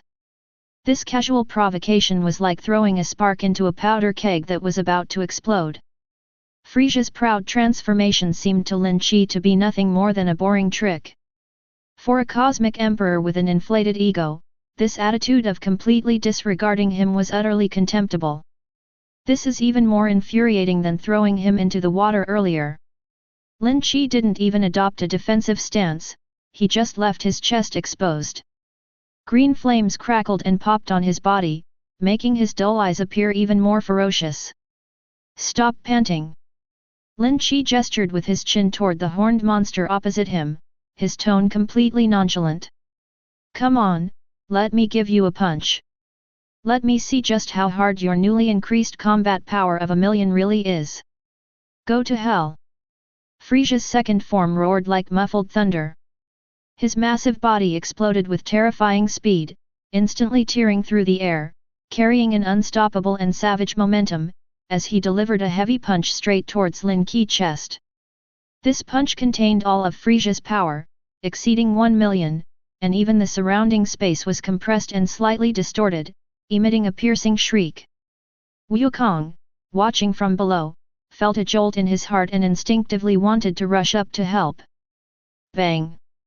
A deafening thud resounded, like two massive mountains colliding in mid-air. The enormous shockwave transformed into a white vortex, sweeping away the clouds within a radius of several miles. The shockwave dissipated. Lin Qi remained firmly suspended in place, without even taking a single step back. Frieza's fist, bigger than a sandbag, pounded on Lin Qi hard, iron-like chest, but it felt like punching a plate of alloy hundreds of meters thick. A difference of 1.5 million versus a little over 1 million may seem like a narrowing gap, but in a truly high-level game, this difference of several 100,000 is an insurmountable chasm. Frieza felt a sharp pain in his fist, as if it were about to crack. A genuine look of terror finally flashed across his bloodshot eyes. How is this possible? I possess power exceeding 1,000,000 combat strength. Frieza gritted her teeth, staring incredulously at the motionless man before her. Lin Qi lowered his head, looked at the fist pressed against his chest, and then at Frieza's face, which was contorted with shock and pain. He pursed his lips, and even had the leisure to raise his hand and pat the shallow mark on his chest left by the force of the punch. That's it. Lin Qi raised one eyebrow, her face full of disappointment. I thought it was something big. You've been soaking in water for too long, your fists are weak, boss. Chapter 14. Lin Qi didn't even pull his arm back to gather strength. He simply lowered his hand to brush off the ash, glanced down, and the muscles on his right arm taut in the green flames. You're done, now it's my turn. Before he could finish speaking, his fist had already been thrown. It was a simple straight punch that landed squarely on the spot where Frieza had just thrown it. On the hard, purple armor on his chest. Snap! A crisp cracking sound rang out in mid-air. Frieza's prized natural bone armor was centered on Lin Qi fist. Large, terrifying, spiderweb-like cracks spread out, followed by a large, visibly sunken area. With 1.5 million combat power concentrated on this point, the penetrating force unleashed was simply beyond what Frieza's second form's physical body could withstand. Frieza's red eyes bulged out, his bloodshot eyeballs almost popping out of their sockets. A large mouthful of purplish-red blood spurted from his mouth and quickly dissipated in the gale. This enormous creature had no chance to resist at all, it fell to the ground like a baseball hit by a bat. Its speed exceeded the speed of sound, leaving a trail of tragic white air in the night sky as it crashed through several towering stone mountains. Finally, with a deafening roar, it crashed into a pile of rubble several kilometers away, kicking up clouds of dust. Lin Qi slowly withdrew his fist, hovering it in mid-air, looking down at the huge crater that had been smashed out in the distance. "You just said you were going to tear me apart inch by inch." Lin Qi shouted at the ruins, his voice carrying far under the influence of his qi. "With your limp fists." In the distant ruins, purplish-red blood mixed with mud was a gruesome sight. Frieza struggled to his feet from the rubble, blood seeping from the broken bone armor on his chest. He stared intently at Lin Qi in mid-air, his red eyes devoid of any rationality. All that remains is the purest form of madness, a desire to destroy everything. Unforgivable. Absolutely unforgivable. With a twisted roar, Frieza's purple-white aura surged wildly once more. The surrounding rubble and clods of earth all defied gravity, suspended in mid-air, and were instantly crushed into dust by the violent airflow. His body began to undergo a chilling transformation. Its enormous body began to shrink back, but its head stretched out terrifyingly backward like an alien. The muscle fibers in his body twisted and reorganized in an inhuman way, his shoulders rose high, and his bony armor regenerated, covering more skin. An aura 10 times more evil and 10 times more powerful than before swept across the entire island like a tsunami. Even the divine dragon Barunga below sensed the threat emanating from this aura, its enormous red eyes darting around uneasily. What kind of monster looks like this? Krillin, who was below, was so frightened that he fell to the ground with a thud and scrambled back several steps. This anger is simply outrageous. While everyone below was trembling with fear, Lin Qi in mid-air simply tilted his head. He looked at the monster with the ridiculously long head and even scratched his chin. Tisk, with that face, she wouldn't even need makeup for filming Alien. Lin Qi curled his lip, adopting a judgmental stance. You've gotten quite angry.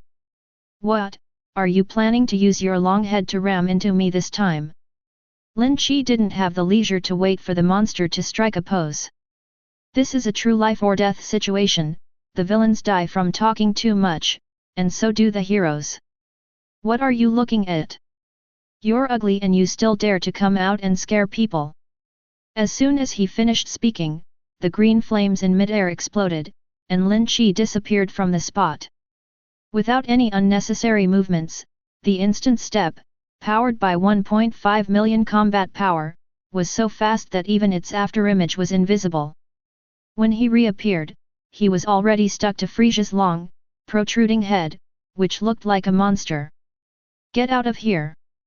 Lin Qi twisted his waist and back, raising his thick right arm to gather strength. A fist the size of a sandbag slammed into Frieza's large but vulnerable back of the head with a deafening sonic boom. Bang! That punch was so solid it sent chills down your spine. Frieza didn't even have time to turn around before his head was smashed forward. His newly grown, not yet fully hardened bone armor actually emitted a faint cracking sound as it succumbed to the force of that violent punch. The enormous impact slammed Frieza down from mid-air.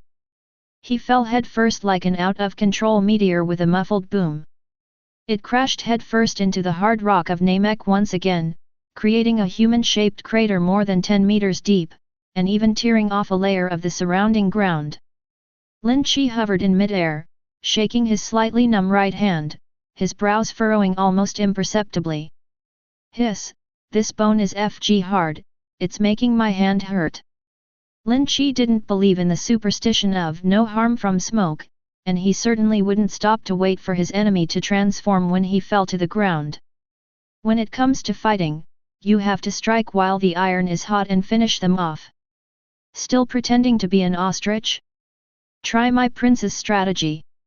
Lin Qi pushed forward with both hands, causing his body, suspended in mid-air, to lean back slightly. His two hands were like two Gatling guns firing at unlimited power.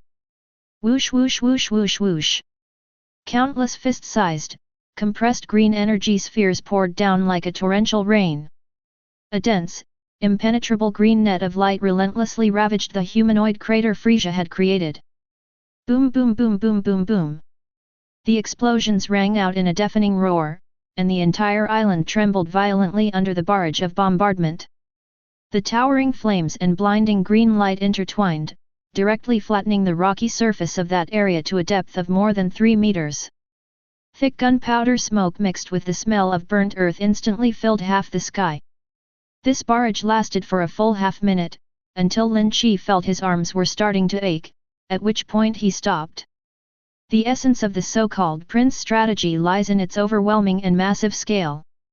But often after the fight is over, once the smoke clears, not a single hair on the person inside will be left behind. Lin Qi hovered in mid-air, slightly out of breath, his eyes fixed on the thick, impenetrable cloud of black smoke below. There was no movement. It was eerily quiet down there, you couldn't sense even a breath. Just as Lin Qi was preparing to launch another big attack to test the waters.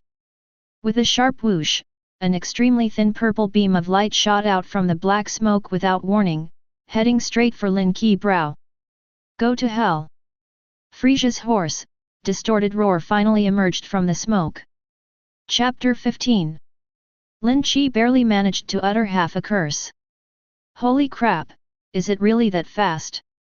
He desperately raised both hands to protect his chest, and a thick green energy shield opened up in front of him. The purple beam of light slammed into the shield, producing a piercing scraping sound. The green shield didn't even last half a second before exploding into countless fragments. However, this at least reduced most of the beam's deadly momentum. Pfft! The remaining beam of light grazed his heart and pierced through Lin Qi's left shoulder, spurting out a large spray of blood. The enormous impact sent him flying backward more than 10 meters. Lin Qi clenched his teeth. Crunch! The magic bean hidden in his cheek was chewed up and swallowed on the spot. 1 second the hole was gushing blood, the next it didn't even leave a scar, new flesh just died. Then, the Saiyan's passive ability to recover from near-death clashed with the legendary Super Saiyan's berserk attribute of becoming stronger the more they fight. The valve that was originally holding back the upper limit in this body has been completely shattered, and its combat power has reached 4.5 million.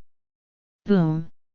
What was originally just green flames enveloping the body now resembled a bonfire filled with tons of gasoline, shooting straight into the dark sky in a column shape. Lin Qi muscles bulged and hissed as his #1 in the world beach shorts, which had been holding up for half a day, finally gave way. With a rip, the trouser leg snapped into several tattered strips of cloth hanging from his waist. The incredibly violent air pressure centered on him forcefully pushed the seawater below into a super whirlpool hundreds of meters deep. Even Frieza's third form, who had just crawled out of the rubble, was forced to slide back several meters by this unreasonable pressure. Lin Qi felt as if he had a nuclear reactor inside him, with so much strength he didn't know what to do with it. He glanced down at the few tattered strips of cloth fluttering in the wind around his waist and spat. You've run out of pants, hey! Before he could finish speaking, he vanished with a deafening explosion that tore through the air. Driven by a power level of 4.5 million, the speed was so great that it didn't even leave a trace in Frieza's third form's red eyes. Then you'd better buy me a new one. Lin Qi's voice boomed directly at the back of Frieza's head. Before Frieza could turn his head, he felt a weight on his head. A huge hand, like an iron clamp, gripped his long, slippery alien head tightly. Bang! Lin Qi raised his left knee sharply, slamming it into Frieza's face as it was being pressed down. This was just like two heavy trucks colliding head-on. Frieza's ugly face caved in, his nose shattered, and purple blood mixed with broken teeth gushed from his mouth like a fountain. That's not all. Driven by Chuan Chao's ferocious and bloodthirsty instincts, Lin Qi had no intention of stopping. He grabbed Frieza's head and, once, twice, 3 times, his knees pounded into Frieza's face like pile drivers. The dull thuds echoed through the night sky, each one accompanied by the crisp crack of bones breaking. At this moment, the Emperor of the Universe was completely reduced to a piece of meat being brutally beaten on a chopping board. Cough. Ah! Frieza let out a piercing scream, desperately trying to pry open Lin Qi's arms with both hands, but it was like a mayfly trying to shake a tree, it couldn't budge him an inch. In the end, he could only desperately swing his thick tail over, trying to wrap it around Lin Qi's neck. You dare to fight back? Lin Qi sneered, and with his free hand moving with lightning speed, he grabbed the tip of the tail that was whipping towards him. Behave yourself! Lin Qi held the slippery, thick tail in his hand, his face contorted into an almost cruel smile of extreme excitement. Come on, boss, let me play you some special background music, the magic of love goes round and round. As soon as he finished speaking, Lin Qi swung the arm that was holding the tail. Frieza's enormous alien body suddenly lost all control, like a broken kite with its string pulled. In midair, Lin Qi forcefully swung it into a giant, purple-white fire wheel. Woo woo woo. The high-speed rotation and friction with the air produced a piercing whistling sound. Lin Qi swung his sword faster and faster, turning the surrounding airflow into a terrifying tornado. Under the extreme centrifugal force, Frieza couldn't even let out a scream. All it could do was roll its eyes back, its purplish-red blood mixed with saliva spitting out arcs in the air. The group of people below were completely dumbfounded. Krillin and Gohan's jaws dropped open as if dislocated, while Vegeta's eyes twitched wildly as they stared at the Cosmic Emperor who treated their Saiyan race like dogs. It's currently spinning like a windmill in the sky in a comical yet pathetic way. That's about enough, time to get in the water. Lin Qi estimated that he had spun around dozens of times, then lowered his arm and let go. Whoosh boom! Frieza, like a real ground attack missile, crashed into the emerald green waters of Namek with unstoppable momentum. The enormous impact overturned the seawater within a radius of several kilometers, and even caused the seabed crust to tremble violently. The water sprayed everywhere, like a torrential downpour, drenching the island. Phew, this job is really tiring for my arms. Lin Qi swung his arms, hovering in mid-air, looking down at the boiling water that was still churning due to the enormous impact. Having just shaken off Frieza, he glanced down at the water and was about to urge the white lizard to transform quickly. A quick glance out of the corner of my eye revealed that the crowd below was all craning their necks, staring blankly at their windmill performance. Meanwhile, the muscular green dragon, Porunga, behind them, began to flicker with light, its massive body glowing faintly, its red eyes revealing a clear sense of weakness. Damn it, can you guys stop just watching the show? Lin Qi slapped his forehead and started cursing at Klin and Dandy below. Can't you see that dragon is about to die? Hurry up and make a wish. If it dies, we're all doomed. This is no joke. The Grand Elder was already on his deathbed, and after repeatedly performing consecrations for others and forcibly summoning the dragon, his life force had reached its limit. Once the Grand Elder breathes his last, the divine dragon will instantly turn into a useless stone. Just as Lin Qi was distracted and reminded the people below, the previously violently churning sea suddenly fell into an eerie silence. There was no splash, no bubbles. Immediately afterwards, a deep roar, as if from the deepest hell, pierced through the thick layer of water and reached everyone's minds. It's unforgivable. Gurgle gurgle gurgle. Deep underwater, purple blood mixed with seawater dyed the area a scene of carnage. Frieza's battered and monstrous body is undergoing its final and most terrifying transformation. All the exaggerated muscles, the long head, and the hard bone armor were peeling away, compressing, and reassembling. An unprecedented, chilling aura, so cold it sent shivers down one's spine, was slowly rising from the deep sea.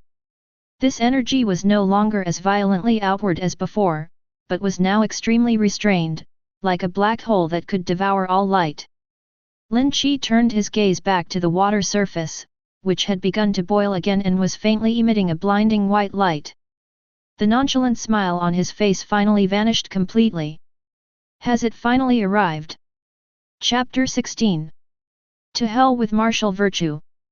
Lin Qi cursed under his breath, watching the white light at the bottom of the water grow brighter and brighter, and the chilling aura that sent shivers down his spine growing stronger.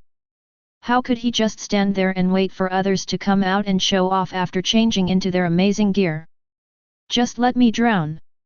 Lin Qi clasped his hands together at his waist, and the raging green flames collapsed wildly into his palms like a vortex. The surrounding air was sucked out, emitting a piercing hiss. In a mere half-second, a gigantic green sphere of light, brighter than the 3 suns of Namek combined, took shape in his hands. Boom! Lin Qi pushed forward with both arms, releasing the destructive energy ball that contained the concentrated essence of 4.5 million combat power. With a force capable of tearing everything apart, it crashed straight into the boiling water, heading straight for the white light at the bottom of the sea. Meanwhile, on the island, Klin slapped Dandy on the back of the head, his voice cracking with urgency. Quick! My second wish is to bring Piccolo over here. Dandy rattled off a string of rapid-fire words. The already weakened, flickering, muscular dragon in the sky flashed its last red light. Its enormous body collapsed in mid-air like shattered glass.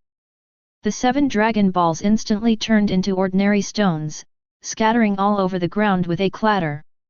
The dragon disappeared, the sky cleared again, and the 3 sons of Namek reappeared. The Grand Elder has passed away. At the very instant the dragon disappeared, Lin Qi massive energy wave, powerful enough to shatter continental plates, struck the white light at the bottom of the water squarely. There was no earth-shattering explosion as imagined. The enormous green energy sphere touched the white light the instant it did so. It was as if it had struck an invisible steel needle, bizarrely splitting in 2 from the middle, then exploding with a bang into countless green light spots that completely dissipated into the water. A soft splash sounded on the water's surface. A small, smooth, snow-white humanoid creature slowly rose from the bottom of the water. There were no exaggerated muscles, no ferocious horns, and even the sound of breathing was barely audible. His eyes were closed, his purple lips slightly upturned, as if the devastating blow just now was merely a gentle breeze. Frieza, final form. What an impatient customer. Frieza slowly opened his cold, piercing red eyes, his gaze locking onto Lin Qi in mid-air. Don't you even have the patience to wait for me to change forms? The sea breeze carried Frieza's casual words to everyone's ears. Let me think, how should I torture you? Frieza raised a fair hand, looking at her smooth fingers as if admiring a perfect work of art. There was not a trace of anger in his voice, instead, it exuded a chilling elegance and composure. Lin Qi hovered in mid-air, his green aura still raging, but a fine layer of cold sweat uncontrollably seeped from his forehead. That powerful attack with 4.5 million combat power just now didn't even make a ripple. Now, facing this seemingly harmless little man, the overwhelming sense of oppression was like an invisible mountain pressing down on everyone's hearts. Below, Vegeta had completely collapsed. His wish for immortality was dashed, coupled with the suffocating aura of Frieza's final form. The proud Saiyan prince's knees buckled, and he knelt directly on the ground, his eyes vacant, his whole body trembling like a leaf. Sun Wukong then stepped to the front and assumed the starting stance of the Turtle Hermit School. Those dark eyes were fixed on Frieza, veins bulging on his forehead. Lin Qi. This guy's aura is too unusual, it's impossible to fathom it. Wukong shouted at the top of his lungs. I'll help you, let's deal with him together. With these words, Goku was making a clear admission that Lin Qi's current strength was no longer enough to withstand Frieza. The terror of its final form truly enveloped the entire Namekian planet at this moment. Lin Qi didn't rush to reply to Wukong. He took a deep videos बनाने हैं, Filmora है ना?